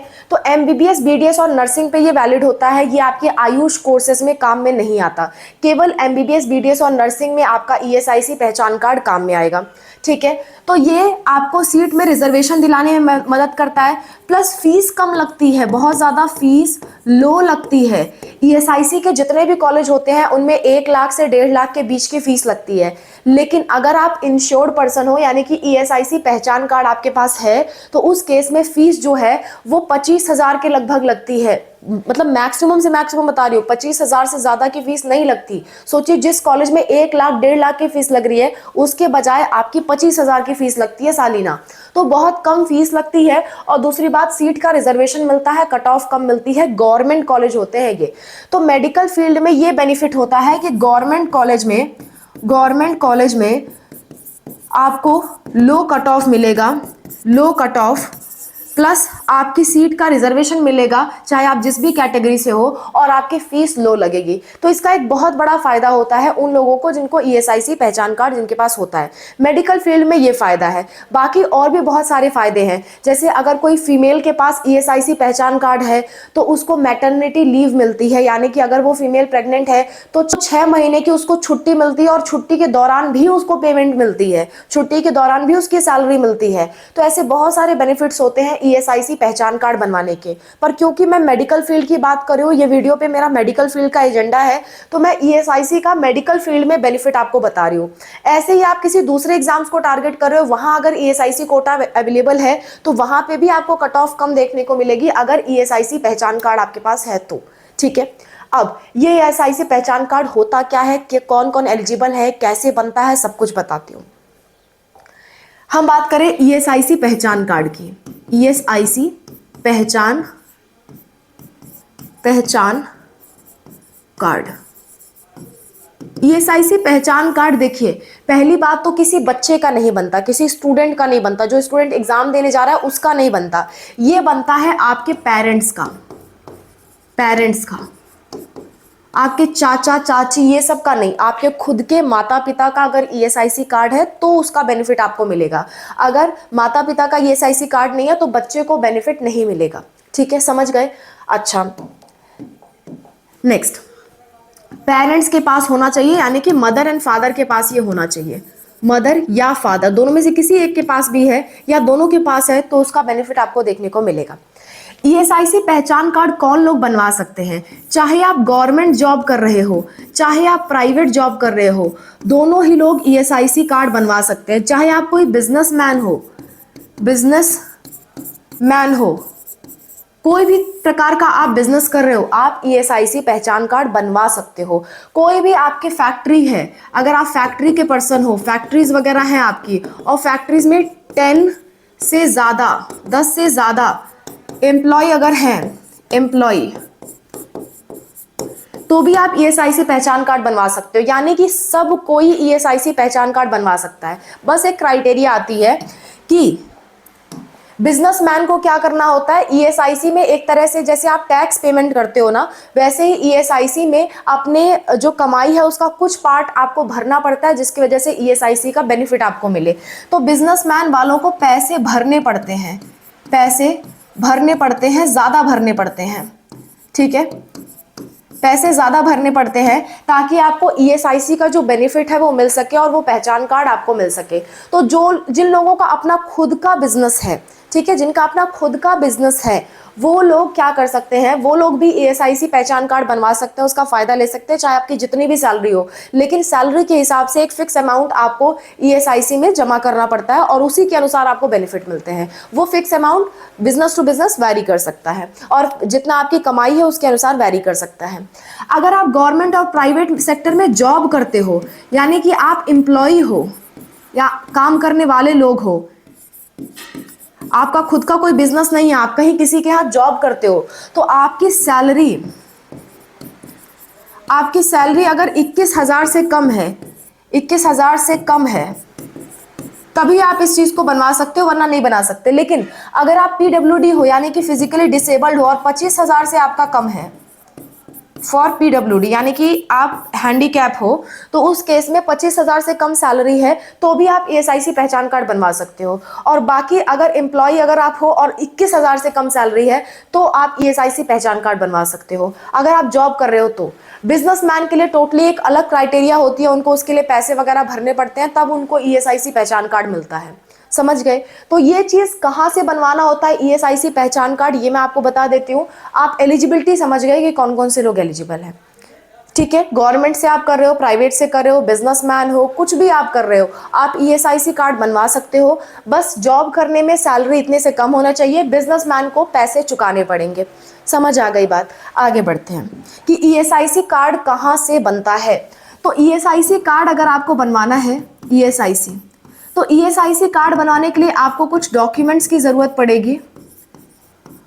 वो सारे डॉक्यूमेंट्स क्या क्या है मैं एक लाइन से लिख देती हूँ। ठीक है, देखिए डॉक्यूमेंट्स में पहली बात एक चीज का ध्यान रखिएगा, पहले तो ESIC पहचान कार्ड माँ बाप का बनेगा और फिर बच्चे के नाम से ESIC सर्टिफिकेट बनेगा। जैसे मान लीजिए आप इनकम सर्टिफिकेट जब बनवाते हो तो इनकम सर्टिफिकेट इनकम फादर की लिखाती है, लेकिन सर्टिफिकेट पे नाम बच्चे का होता है कि इनकम सर्टिफिकेट बच्चे के नाम से बनती है। नीट के एग्जाम में अगर किसी स्कॉलरशिप के लिए आप अप्लाई कर रहे हो तो कई जगह तो पेरेंट्स का ही इनकम सर्टिफिकेट लग जाता है, लेकिन कई जगह बच्चे के नाम से इनकम सर्टिफिकेट लगता है। तो इनकम तो फादर की रहती है या मदर की रहती है या फैमिली इनकम होती है, लेकिन नाम बच्चे का सर्टिफिकेट से बनता है। वैसे ही ESIC पहचान कार्ड भले ही माँ बाप का हो, उसके लिए ESIC सर्टिफिकेट अलग बनवाना पड़ता है। तो ESIC के लिए डॉक्यूमेंट जो लगेंगे वो माँ बाप के लगेंगे पहले ESIC पहचान कार्ड के लिए। यहां लिख देती हूँ ESIC पहचान कार्ड के लिए। ESIC पहचान कार्ड के लिए आपको क्या करना है, आपको सिंपल डॉक्यूमेंट्स लगेंगे। आपका आधार कार्ड, आपका इनकम सर्टिफिकेट लगेगा, आपकी फोटोज लगेंगी। ये बेसिक डिटेल्स है जो आपकी लगेंगी। बाकी इसके अलावा 2-3 चीज़ें और लग सकती हैं। आपकी कंपनी से रिलेटेड जहां आप काम कर रहे हो उसका जो भी ब्यौरा है वो आपको देना पड़ सकता है, लेकिन बेसिक ये सारी चीज़ें लगती हैं। ये सारी चीज़ें आप किसी साइबर कैफ़े से बनवा सकते हो, मतलब ये सारे डॉक्यूमेंट देख के साइबर कैफ़े से ESIC पहचान कार्ड इशू करवा सकते हो। जो भी अच्छे साइबर कैफ़े होते हैं वो आपको हेल्प कर देते हैं ESIC पहचान कार्ड बनवाने में, तो आप साइबर कैफ़े से बनवा सकते हो। या फिर जो ESIC की ऑफिशियल वेबसाइट है, ऑफिशियल वेबसाइट से आप इसे बनवा सकते हो। ESIC ऑफिशियल वेबसाइट पे आप रजिस्टर करके इसे बनवा सकते हो। ठीक है, जब आपका पहचान कार्ड बन जाए, ठीक है, आपका पहचान कार्ड जब बन जाए, तब जब बच्चे आपका पहचान कार्ड बन गया, ये बेसिक चीज़ थी। आपका पहचान कार्ड जब बन गया तो उसके बाद फिर नीट का एग्ज़ाम आने वाला होगा। नीट का एग्ज़ाम आने से पहले पहले एडमिट कार्ड आता है। जैसे मान लेते हैं आपका बच्चा 2026 में एग्ज़ाम देने जा रहा है, 2026 में नीट एग्ज़ाम देने जा रहा है, नीट एग्ज़ाम। तो 2026 में इसका क्या होगा, अप्रैल में एडमिट कार्ड आएगा, अप्रैल में एडमिट कार्ड आएगा और उसके बाद बच्चा एग्ज़ाम देने जाएगा। तो जब एडमिट कार्ड आएगा तो वो एडमिट कार्ड आने के बाद एक पोर्टल ओपन होता है, MCC की वेबसाइट पे पोर्टल ओपन होता है। उस पोर्टल से आपको क्या करना होता है, ESIC सर्टिफिकेट के लिए अप्लाई करना होता है। ESIC सर्टिफिकेट के लिए अप्लाई करना होता है आपको। ये चीज़ आप कब अप्लाई कर पाओगे, जब नीट का एडमिट कार्ड आ जाएगा तब। यानी कि नीट के फॉर्म में ESIC सर्टिफिकेट नहीं लगता, बस आप ESIC के लिए क्लिक कर सकते हो, लेकिन ESIC सर्टिफिकेट जो है वो नीट के फॉर्म में नहीं लगता। ये आपका लगेगा काउंसलिंग का फॉर्म भरते वक्त। जब आप काउंसलिंग के फॉर्म भरते हो ना, एग्जाम देने मतलब फॉर्म भरोगे, पहले रजिस्ट्रेशन करोगे, फिर एडमिट कार्ड निकालोगे, एग्जाम दोगे, एग्जाम के बाद काउंसलिंग होती है और काउंसलिंग के अलग से फॉर्म भरे जाते हैं। तो जब काउंसलिंग का फॉर्म भरा जाता है तब ESIC का सर्टिफिकेट जो है वो लगता है। तो ESIC का जो सर्टिफिकेट है वो आपको ऑफिशियल वेबसाइट से ESIC सर्टिफिकेट बनवाना पड़ेगा और वो बनवाने के लिए आपको नीट का एडमिट कार्ड बच्चे का लगाना पड़ेगा। और क्या क्या डॉक्यूमेंट्स लगेंगे ESIC सर्टिफिकेट बनवाने के लिए, हम बात करें ESIC सर्टिफिकेट बनवाने के लिए। ESIC सर्टिफिकेट बनवाने के लिए और क्या क्या चीज़ें लगेंगी। पहली चीज़ तो आपका नीट एडमिट कार्ड लगेगा। नीट एडमिट कार्ड बच्चे का जो आया है वो लगेगा और उसके बाद ही पोर्टल ओपन होता है और इसकी एक निश्चित डेट होती है। 10 दिन का ही मैक्सिमम मौका मिलता है आपको अप्लाई करने के लिए और फिर 15 दिन के अंदर अंदर आपका जो ESIC सर्टिफिकेट है वो बन के आ जाता है। तो नीट का एडमिट कार्ड लगेगा, पासपोर्ट साइज फोटो लगेगी, passport photo. Passport photo student के लिए भी लगेगी, और जिसके पास ईएसआईसी पहचान कार्ड है, मम्मी के पास है तो मम्मी की फोटो, पापा के पास है तो पापा की फोटो, यानी कि ईएसआईसी कार्ड वाले पेरेंट की फोटो,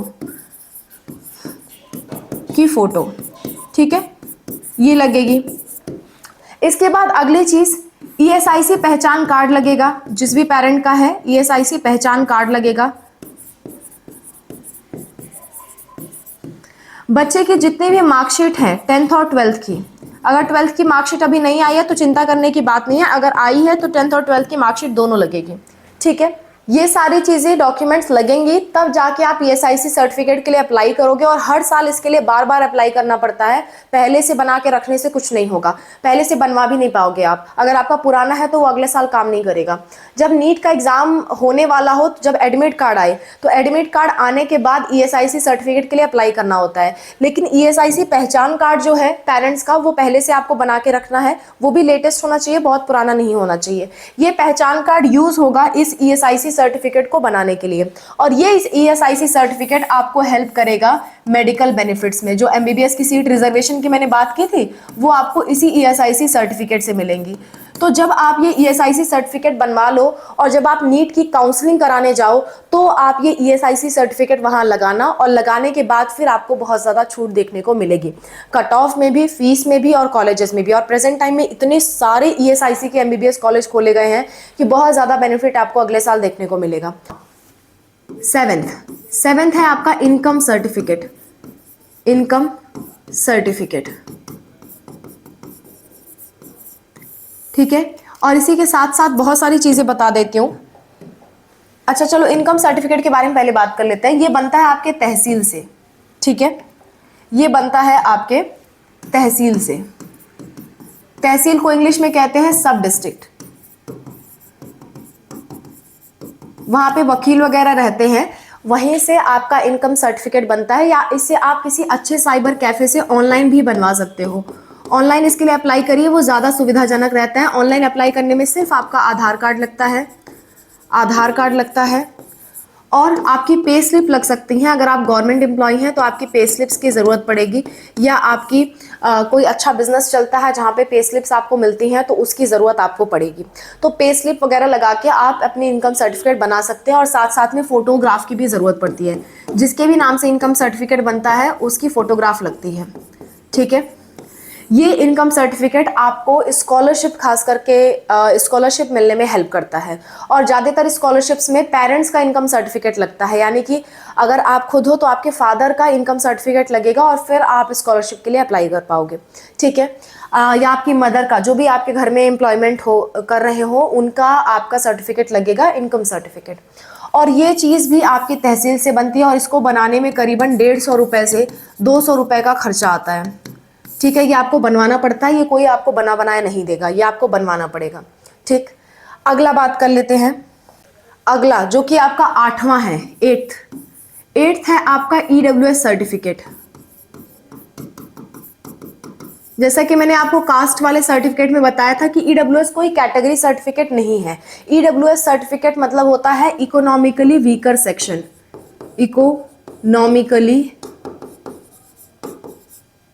वीकर सेक्शन, यानी कि ऐसे लोग जिनके पास कोई और कोटा नहीं है और वो आर्थिक रूप से बड़े कमजोर हैं, तो उस केस में आप ईडब्ल्यूएस सर्टिफिकेट बनवा सकते हो। ईडब्ल्यूएस सर्टिफिकेट बनवाने के लिए भी आपको तहसील पे जाना पड़ता है, यानी कि सब डिस्ट्रिक्ट पे जाना पड़ता है। तहसील या जिसे आप सब डिस्ट्रिक्ट कहते हो, वहां से जाकर के आपको बनवाना होता है, ठीक है। और इसको बनवाने के लिए काफ़ी ज़्यादा चीज़ें लगती हैं। इसको बनवाने के लिए, क्योंकि आप इकोनॉमिकली बहुत वीक हो, ये साबित करने के लिए काफ़ी सारे डॉक्यूमेंट्स लगते हैं। आपके पूरे परिवार का इनकम सर्टिफिकेट, जो भी आपके परिवार की इनकम है उसका सर्टिफिकेट लगेगा, ठीक है। नेक्स्ट, आपका कास्ट सर्टिफिकेट इसमें लिया जाता है अगर आप जनरल हो। नेक्स्ट, आपका इसमें आधार कार्ड लिया जाता है, आधार कार्ड। इसमें पुलिस वेरिफिकेशन होता है, पुलिस वेरिफिकेशन, पुलिस आपके घर आती है वेरीफाइड करने के लिए। वेरिफिकेशन होता है कि आपका सच में संपत्ति बहुत कम है, आसपास के लोगों से जांच होती है कि आपका संपत्ति बहुत ज़्यादा है और फिर भी आप ईडब्ल्यूएस बना रहे हो, ऐसा नहीं होना चाहिए। आपकी संपत्ति कम होनी चाहिए, बहुत ज़्यादा संपत्ति नहीं होनी चाहिए। हर एक जगह की अपनी अलग अलग क्राइटेरिया है, वो क्राइटेरिया आपको फुलफिल करनी होती है, तब जाके आप ईडब्ल्यूएस सर्टिफिकेट बना सकते हो। आपका घर का लंबाई चौड़ाई, आपकी ज़मीन कितनी है, सब कुछ देखा जाता है और फिर ये साबित होता है कि आपकी सैलरी बहुत ज़्यादा कम है, तो फिर जा करके आपके परिवार की सैलरी बहुत कम है तो आपको ईडब्ल्यूएस सर्टिफिकेट मिलता है। ठीक है, तो ये उन लोगों के लिए जो गरीब परिवार से बिलोंग करते हैं लेकिन वो जनरल से हैं, वो हैं जनरल के लेकिन गरीब परिवार से हैं, तो उनका बनता है ईडब्ल्यूएस सर्टिफिकेट। किनका बनता है? सिर्फ जनरल स्टूडेंट्स का बनता है, जो जनरल हो, यानी कि अनरिजर्व्ड जो हैं, सिर्फ उनका ही आपका ईडब्ल्यूएस सर्टिफिकेट बनता है। तो ये सर्टिफिकेट को हम जनरल ईडब्ल्यूएस सर्टिफिकेट नाम से भी जानते हैं। तो ये बनाने के लिए पुलिस वेरिफिकेशन, आधार कार्ड, इनकम सर्टिफिकेट, ये सारी चीज़ें लगती हैं आपकी, और फोटोज़ तो लगना ही लगना है। कोई भी चीज़ आप बनवाओगे तो फोटोज़ आपके ज़रूर लगेंगे, और ये भी आपका तहसील सब रजिस्ट्रीज पे जा कर के बनेगा, और इसमें भी 150 रुपये से 200 रुपये का खर्चा आता है। 150 से 200 रुपये का खर्चा आता है। डिटेल जानकारी इससे रिलेटेड अनूप सर ने इस वीडियो में दी है, आप जा कर के देख सकते हैं। अगला 9वें टॉपिक की बात कर लेते हैं। 9वां टॉपिक है आपका नाइन्थ टॉपिक है आपका minority quota certificate. Minority quota certificate भी कई जगह आपको बहुत बेनिफिट देता है अगर आप माइनॉरिटी से हो। माइनॉरिटी कौन कौन होते हैं मैं आपको बता देती हूँ। माइनॉरिटी होते हैं जैन, जो जैन से बिलोंग करते हैं, जो सिख होते हैं, जो मुस्लिम्स होते हैं, और जो क्रिश्चियंस होते हैं, उनको इंडिया में माइनॉरिटीज कहा जाता है, और इनके लिए ही माइनॉरिटी सर्टिफिकेट बनते हैं। हिंदूज के लिए माइनॉरिटी सर्टिफिकेट नहीं बनते, सिर्फ इनके लिए ही माइनॉरिटी सर्टिफिकेट बनते हैं। ठीक है, तो इनका जो माइनॉरिटी सर्टिफिकेट होता है, ये माइनॉरिटी सर्टिफिकेट आपको तहसील से बनवाना होता है, या इसके लिए आप ऑनलाइन भी अप्लाई कर सकते हो। आप इसके लिए ऑनलाइन अप्लाई कर सकते हो। ठीक है, इसको बनवाने के लिए आपका कास्ट सर्टिफिकेट की ज़रूरत होती है, आपके बर्थ सर्टिफिकेट की ज़रूरत होती है, या बर्थ सर्टिफिकेट नहीं है तो कम से कम 10th की मार्कशीट जिस पे आपका डेट ऑफ बर्थ लिखा हो, 10th मार्कशीट जिस पे आपका डेट ऑफ बर्थ लिखा हो। आपके आधार कार्ड की ज़रूरत होती है। अगर आप जनरल से हो तो कास्ट सर्टिफिकेट की ज़रूरत नहीं है, आपके आधार कार्ड की ज़रूरत होती है। ठीक है, इसके साथ साथ आपकी फ़ोटोज़ की ज़रूरत होती है, और फिर आप अपना माइनॉरिटी सर्टिफिकेट बना सकते हो। ठीक है, ये माइनॉरिटी सर्टिफिकेट बनाने पे जितने भी माइनॉरिटी कॉलेज हैं वहाँ पे आपको कट ऑफ में छूट मिलती है और फीस में छूट मिलती है। ओके, अगला बात कर लेते हैं जो 10th है, 10वां आपका जो सर्टिफिकेट है वो है, मैं आपके लिए लिख देती हूँ, जस्ट अ मिनट। 10वां जो सर्टिफिकेट है वो है extra quota certificate. Extra quota certificate, देखिए अब एक्स्ट्रा कोटा में बहुत कुछ आता है। एक्स्ट्रा कोटा में बहुत कुछ आता है, जैसे मान लेते हैं किसी के पेरेंट्स अगर आर्मी से हैं, आर्मी, तो उसको आर्मी का बेनिफिट मिलता है एमबीबीएस एंड बीडीएस में। एमबीबीएस एंड बीडीएस के कॉलेजेस में, या फिर आप जेई में जा रहे हो, या फिर आप किसी ऐसे एग्जाम में जा रहे हो जहाँ पे आर्मी का कोटा लग रहा है, तो उन सब में आपको आर्मी का सर्टिफिकेट, आर्मी के आप डिपेंडेंट हो यानी कि आर्मी पर्सन के आप बच्चे हो, उसका सर्टिफिकेट आर्मी से आपके फादर को बनवाना पड़ेगा, और बनवाने के बाद फिर आप वो सर्टिफिकेट लगवा सकते हो। ठीक है, नेक्स्ट दूसरा होता है defence personnel. Defence personnel, defence personnel क्या होता है कि जैसे मान लेते हैं आप आर्मी के अलावा किसी और डिफेंस से बिलोंग करते हो, जैसे कि आईटीबीपी होता है, बीएसएफ होता है, सीआरपीएफ होता है, एसएसबी होता है, इन सब का भी एक अलग तरह का काउंसलिंग चलता है। इनके लिए भी बहुत सारी सीटें रिजर्व होती हैं। तो इसका सर्टिफिकेट वैसे तो कहीं काम नहीं आता, वैसे तो डायरेक्टली किसी फॉर्म में काम नहीं आता, लेकिन इनका जो सर्टिफिकेट है वो काउंसलिंग्स में बड़ा काम आता है। तो इसका सर्टिफिकेट भी जो भी आपके पेरेंट्स डिफेंस में हैं वो पेरेंट्स अपने डिपार्टमेंट से बनवाएंगे। अपने डिपार्टमेंट में एक एप्लीकेशन देंगे और उस पर अपने सीनियर्स का सिग्नेचर होना चाहिए। उस एप्लीकेशन में बच्चे का नाम होना चाहिए, जिस एग्जाम के लिए वो अपीयर कर रहा है वो होना चाहिए, और फादर का नाम और फादर की रैंक, पोजीशन, ये सारी चीज़ें मेंशन होती हैं, और फादर के जो सीनियर होते हैं वो उसको सिग्नेचर करके देते हैं, जो भी उनके हेड हैं। तो वो डिफेंस पर्सनल का सर्टिफिकेट माना जाता है। ठीक है, नेक्स्ट थर्ड की अगर मैं बात करूं तो तीसरा चीज जो है वो तीसरा है आपका single girl child. Single girl child का भी सर्टिफिकेट बनता है और इसका भी काफ़ी बार स्कॉलरशिप्स में बड़ा बेनिफिट मिलता है। सिंगल गर्ल चाइल्ड के सर्टिफिकेट के लिए आपका बर्थ सर्टिफिकेट लगेगा, आपके पेरेंट्स का आधार कार्ड, आपका आधार कार्ड और इनकम सर्टिफिकेट, ये सारी चीज़ें लगती हैं और आपके सिंगल गर्ल चाइल्ड का सर्टिफिकेट बन जाता है। ठीक है, ये भी आप साइबर कैफे से अप्लाई करवा सकते हो या तहसील से बनवा सकते हो। नेक्स्ट होता है आपका ऑर्फन सर्टिफिकेट। ऑर्फन मतलब होता है जो बच्चे अनाथ हैं, जिनके माता पिता नहीं हैं।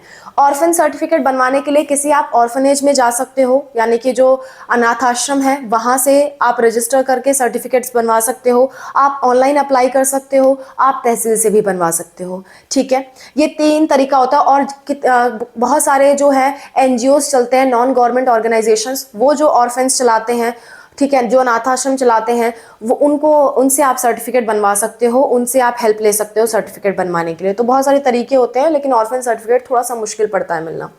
तो ये सारी चीज़ें हैं आपके एक्स्ट्रा कोटा सर्टिफिकेट में। और भी बहुत सारे एक्स्ट्रा कोटा होते हैं, जैसे कि आपका NCC आपने कर रखा है, कोई स्पोर्ट्स आपने खेल रखा है, कोई स्किल्स आपकी एक्स्ट्रा है, तो ये सारा सर्टिफिकेट आप बनवा सकते हो। जहाँ से आपने कोई स्पोर्ट्स खेला है वहाँ से आपको सर्टिफिकेट मिलता है। आपने नेशनल लेवल खेला, स्टेट लेवल खेला, उसका सर्टिफिकेट आपको मिलता है। आप आर्ट्स में हो, आप किसी चीज़ में आपको चैंपियनशिप मिली है, आपने ओलंपियाड करा है, तो जहाँ से भी आप जो कर रहे हो वो एक्स्ट्रा कोटा सर्टिफिकेट बन के आ जाता है और डिफरेंट एग्जाम्स में काम आते हैं आपके। तो एक्स्ट्रा कोटा सर्टिफिकेट की कोई लिमिट नहीं है। अगर आप किसी स्पेशल एक्स्ट्रा कोटा सर्टिफिकेट के बारे में पूछना चाहते हो तो मुझे कॉमेंट कर देना। जो बेसिक एक्स्ट्रा सर्टिफिकेट्स हैं, जैसे कि ESIC हो गया, PWD हो गया, EWS हो गया, वो तो मैंने ऑलरेडी आपसे डिस्कस कर दिए हैं। तो एक्स्ट्रा कोटा में बहुत कुछ आता है और जहाँ से आप वो कोटा से हो उस जगह से ही मैक्सिमम अप्लाई होता है। ठीक है, तो ये एक्स्ट्रा कोटा सर्टिफिकेट की बात हो गई। 11वें की बात कर लेते हैं। जो 11th टॉपिक है मेरा, 11th, वो है आपका गैप सर्टिफिकेट। गैप सर्टिफिकेट, अगर हम गैप सर्टिफिकेट की बात करें तो गैप सर्टिफिकेट किसका किसका लगता है और कहाँ लगता है, ध्यान से समझिए। अगर आप कोई ऐसा एग्जाम दे रहे हो जिसे 12th पास बच्चे देते हैं, 12th पास बच्चे जिसके लिए एलिजिबल है, जैसे कि आपका हो गया नीट UG का एग्जाम, नीट UG, आपका हो गया CUET UG, आपका हो गया JEE मेंस, जिसमें भी 12 के बच्चे अप्लाई करते हैं। तो 12 के बच्चे अप्लाई कर रहे हैं, यानी कि वो एग्जाम कह रहा है कि तुमने 12 पास किया, अभी एग्जाम दो, वो एग्जाम ऐसा कहता है। लेकिन आप 12 पास की जगह आपने कुछ और कर लिया, मतलब 12 पास करने के बाद आपने BA कर लिया, या आपने BSc कर लिया, या आपने नर्सिंग कर लिया, या आपने डिप्लोमा कर लिया, या आपने कोई अदर कोर्स कर लिया, आपने ITI कर लिया, कुछ भी आपने कर लिया है, या फिर आपने खाली लिया, आपने ड्रॉप लिया, चाहे 1 साल का, 2 साल का, 3 साल का, जितना भी आपने लिया। तो इसके बाद आप जब एडमिशन लेने जाओगे 12 पास के एग्जाम्स में, तो आपने कितने साल गैप किया है, 12 साल के बाद कितने साल बाद आप एग्जाम देने जा रहे हो। जैसे मान लो 12 पास आपने 2024 में किया और आप एग्जाम देने जा रहे हो 2026 में, तो 2024 के बाद 2025 आपने गैप किया, 2026 गैप किया, तो 2 साल आपने क्या किया, इस चीज का आपको रिपोर्ट करना होता है गैप सर्टिफिकेट में कि 2 साल आपने क्या किया। तो यही चीज गैप सर्टिफिकेट में लिखी जाती है। आपने BA किया है तो आप लिखोगे मैंने 2 साल BA किया है, आपने BSc किया तो आप लिखोगे आपने 2 साल BSc किया है। और गैप सर्टिफिकेट बनवाने के लिए भी आपको तहसील पे जाना पड़ता है, यानी कि अपने सब डिस्ट्रिक्ट पे जाना पड़ता है, सब डिस्ट्रिक्ट पे जाना पड़ता है। सब डिस्ट्रिक्ट पे जा करके आप वहाँ पे एक स्टैम्प पेपर खरीदते हो। स्टैम्प पेपर ज़्यादातर 100 रुपये वाला जो स्टैम्प पेपर है वो काम आता है आपके, तो 100 रुपये वाले स्टैम्प पेपर को आप खरीदते हो। 100 रुपीज़ वाला जो स्टैम्प पेपर होता है, अलग अलग एग्जाम में अलग अलग मांगता है, लेकिन ज़्यादातर एग्जाम्स में अगर कुछ नहीं लिखा है तो 100 रुपीज़ वाला बनाना अच्छा रहता है। 100 रुपीज़ वाले स्टैम्प पेपर पे आप लिखवाते हो कि आपने अपना नाम लिखवाओगे। जैसे मेरा नाम है सुमन, तो मैं अपना प्रॉपर नाम लिखाऊंगी, जो मेरी मार्कशीट में नाम है सुमन यादव, मैं पूरा लिखूंगी कि सुमन यादव ने 2 साल, मतलब 12 कब पास किया है, 12th पास किया है 2017 में। 2017 के बाद से वो 2024 में एग्ज़ाम देने जा रही हैं। तो 2024 में एग्ज़ाम देने जा रही हैं, तो 2017 से 2024 के बीच में मैंने क्या किया, मैंने प्रिपरेशन की। तो मैं कहूँगी प्रिपरेशन की। और कौन से एग्ज़ाम की प्रिपरेशन, जो एग्ज़ाम के लिए आप बनवा रहे हो। जैसे मान लो मैंने नीट की प्रिपरेशन की, तो मैं कहूँगी नीट की प्रिपरेशन की, इसलिए मैंने इतना गैप लिया। तो इतना करने के बाद आप स्टैंप लगवा दोगे और किसी वकील का सिग्नेचर हो जाएगा, आपका गैप सर्टिफिकेट तैयार है। तो आपको गैप सर्टिफिकेट में किस कारण से आपने गैप लिया है वो लिखना होता है। आप कुछ भी लिख सकते हो, इसमें कोई प्रॉब्लम वाली बात नहीं होती। आप बीए कर रहे हो, बीए लिखो, बीएससी कर रहे हो, नर्सिंग कर रहे हो, डिप्लोमा कर रहे हो, कुछ भी कर रहे हो, वही चीज़ आप लिख दो, आपका कोई हानि उसमें नहीं होने वाला। इसकी वजह से ऐसा नहीं होता कि गैप सर्टिफिकेट की वजह से आपका कहीं कट ऑफ कम ज़्यादा हो, इसके से कुछ नहीं होता। बस ये एक सर्टिफिकेट है जो आपको लगाना पड़ता है, ये मैंडेटरी है, बस ये जानने के लिए कि 12th के बाद आपने किया क्या, यही चीज़ जानने के लिए आपका गैप सर्टिफिकेट लगता है। कुछ नहीं समझ में आ रहा तो आप ये लिख दो कि प्रिपरेशन किया मैंने, दैट्स इट।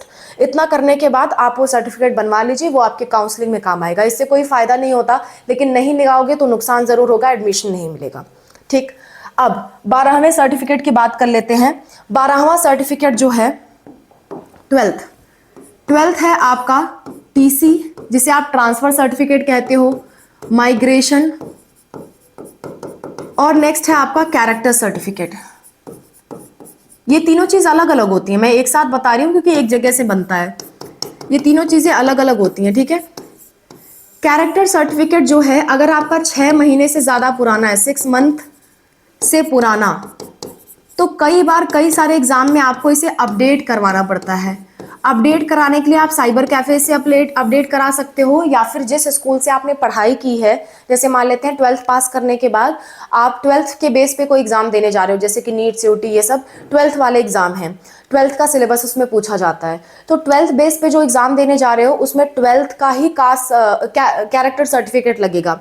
तो वो 6 महीने से ज़्यादा पुराना हो गया है, तो स्कूल से आप उसे अपडेट करवा सकते हो, थोड़े पैसे देने पड़ेंगे, स्कूल से अपडेट हो जाएगा, या किसी अच्छे साइबर कैफे से अपडेट करवा सकते हो, ठीक है।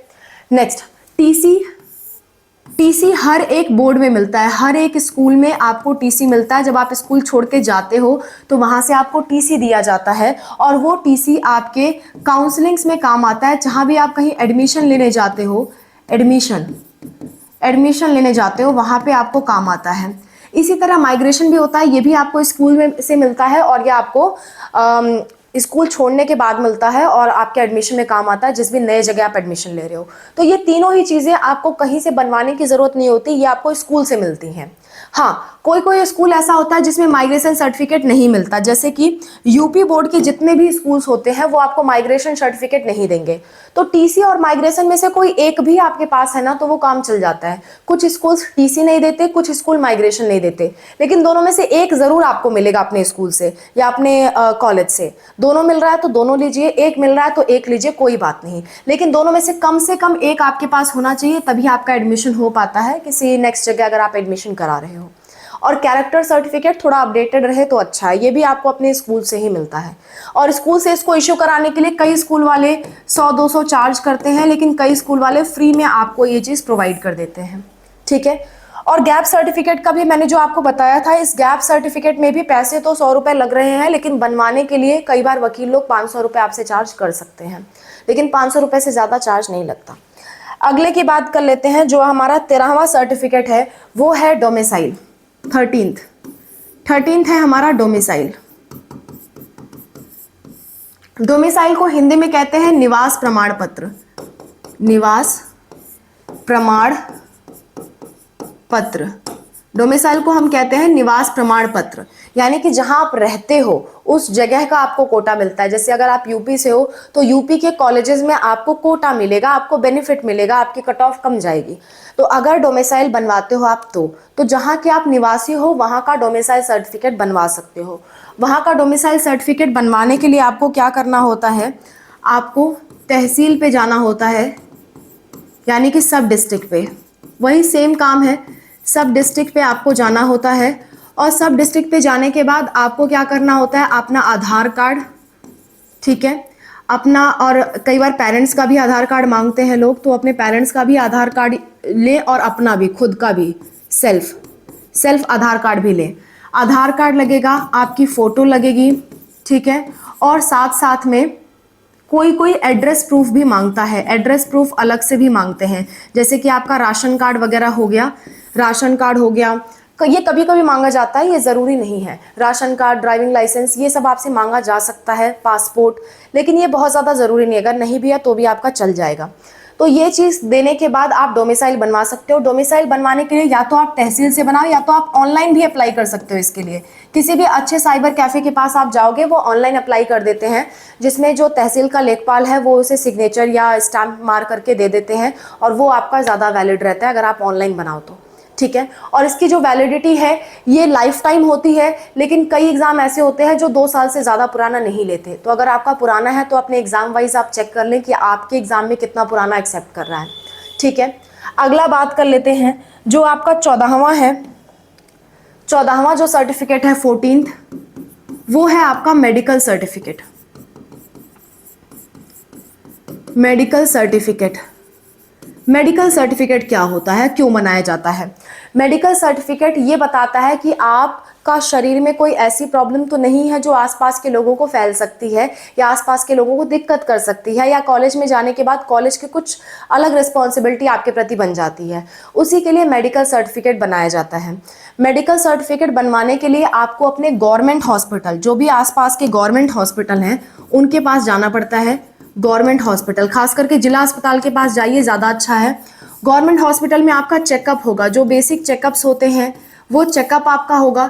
चेकअप होने के बाद वो आपको जो हॉस्पिटल की रसीद होती है, उस रसीद पे चेकअप करने के बाद मेडिकली आप फिट हो कि अनफिट हो और क्या क्या आप में अनफिटनेस है वो चीज़ मेंशन करके आपको दे देते हैं। और नीचे सीएमओ का जो है सिग्नेचर लग जाता है, सीएमओ का सिग्नेचर या हॉस्पिटल का स्टैंप लग जाता है, तो वो आपका होता है मेडिकल सर्टिफिकेट। और ये बनवाने में आपको 1000 रुपये तक का खर्चा आ सकता है, मैक्सिमम 1000 रुपये खर्चा आ सकता है। मिनिमम की बात करूँ तो 100 रुपये में भी बन जाता है, मैक्सिमम 1000 रुपये का खर्चा आ सकता है। तो 100 रुपये से 1000 रुपये तक का खर्चा आ सकता है मेडिकल सर्टिफिकेट आपको बनवाने में। जगह वाइज वैरी करता है कि कौन सी जगह से आप बनवा रहे हो, पर बनवाना आपको गवर्नमेंट हॉस्पिटल से है तभी वैलिड होगा। ये चीज़, जैसे मान लो किसी बच्चे को कैंसर है, किसी बच्चे को एड्स है, किसी बच्चे को कोई ऐसी वायरल बीमारी है जो दूसरों को हो सकती है, किसी को निमोनिया है, किसी को टीबी है, किसी को कोई इन्फेक्शन है जो कि बहुत लॉन्ग टर्म से चली आ रही है, तो ये सारी चीज़ें आगे वाले बच्चों को इम्पैक्ट कर सकती हैं। इस वजह से ये सारी चीज़ों की वजह से या तो आपको सेपरेट कहीं एडमिशन दिया जाएगा या फिर आपको एडमिशन नहीं दिया जाएगा। इसीलिए मेडिकल सर्टिफिकेट बनवाना होता है ताकि सारे बच्चे जो एक साथ रह रहे हैं वो सिक्योर रहें, उनको कोई गंभीर बीमारी ना होने पाए। तो ये मेडिकल सर्टिफिकेट की अहमियत होती है। इसमें आपका ब्लड ग्रुप वगैरह भी जांच किया जाता है ताकि इन केस कभी आपका एक्सीडेंट हो, दुर्घटना हो कोई आपके साथ, तो वो चीज़ें कॉलेज वालों को पता हो जहां आप जा रहे हो। तो ये मेडिकल सर्टिफिकेट की अहमियत होती है। 15वां मैंने आपको पासिंग सर्टिफिकेट बताया था, जो मैंने आपको शुरू में ही इंक्लूड कर दिया। तो ये सारे जो सर्टिफिकेट हैं, ये सारी चीज़ें आपके काम आती हैं, ये सारे सर्टिफिकेट सारे स्टूडेंट्स के काम आती है। एक और चीज़ मैंने आपको बताया था, 16वां जो है, 15वां तो पासिंग सर्टिफिकेट मैंने फर्स्ट में इंक्लूड कर दिया। 16वां जो है वो है आपकी अपार आईडी। अपार आईडी, अपार आईडी, इसी को हम कहते हैं एबीसी आईडी। अपार आईडी यानी कि एबीसी आईडी कैसे बनाई जाती है? एबीसी आईडी बनाने के लिए आपको डिजी लॉकर की ऑफिशियल वेबसाइट पे जाना होता है। डिजी लॉकर, या तो ऐप डाउनलोड कर लीजिए या तो ऑफिशियल वेबसाइट पे जा लीजिए। वहां पे अपार आईडी जनरेट करने का ऑप्शन होता है। अपार आईडी जनरेट करने के ऑप्शन में आपको अपना नाम मांगता है, आपको आपका नाम मांगता है, आपका जेंडर मांगता है, और आपने लेटेस्ट कौन सी क्वालिफिकेशन गेन की है। जैसे मान लीजिए मैंने लेटेस्ट एमएससी किया हुआ है, तो एमएससी का रोल नंबर लिखो, मतलब कि आप आइडेंटिटी टाइप में लिखोगे रोल नंबर और नीचे भरोगे कि आपका क्या रोल नंबर था। ये भरने के बाद नीचे ऑप्शन होता है गेट डॉक्यूमेंट, उस पर क्लिक करते ही आपको एक कार्ड के रूप में मिल जाता है। मतलब एक आपको फोटो आपके स्क्रीन पे नजर आएगी, जैसे आपका आधार कार्ड होता है ना, वैसे ही फोटो नजर आएगी। वही आपका एबीसी आईडी होती है, उसी पे एक नंबर लिखा होता है। जैसे आधार कार्ड पे नीचे नंबर लिखा होता है, वैसे एबीसी आईडी पे भी नीचे नंबर लिखा होता है। तो अपार आईडी या एबीसी आईडी का जो नंबर है, वो नंबर आपके कई बार एग्जाम्स में काम आता है, तो वो भी आप बना सकते हो। बहुत ही ईजी होता है, 2 मिनट की प्रोसेस होती है, आराम से बन जाती है। सर ने इस वीडियो में डिटेल में ये प्रोसेस डिस्कस किया, आप चाहे तो देख सकते हो, क्योंकि वीडियो बहुत लंबी हो रही है, so I have to end here. So that's all about the video. I hope this video is helpful for you. Still आपको कोई डाउट रह जाता है, कोई दिक्कत है, कोई परेशानी है, तो आप कमेंट में मेंशन करिए। मैं और अनूप सर आपकी हेल्प के लिए हमेशा तैयार हैं। Thank you for watching. Bye, take care.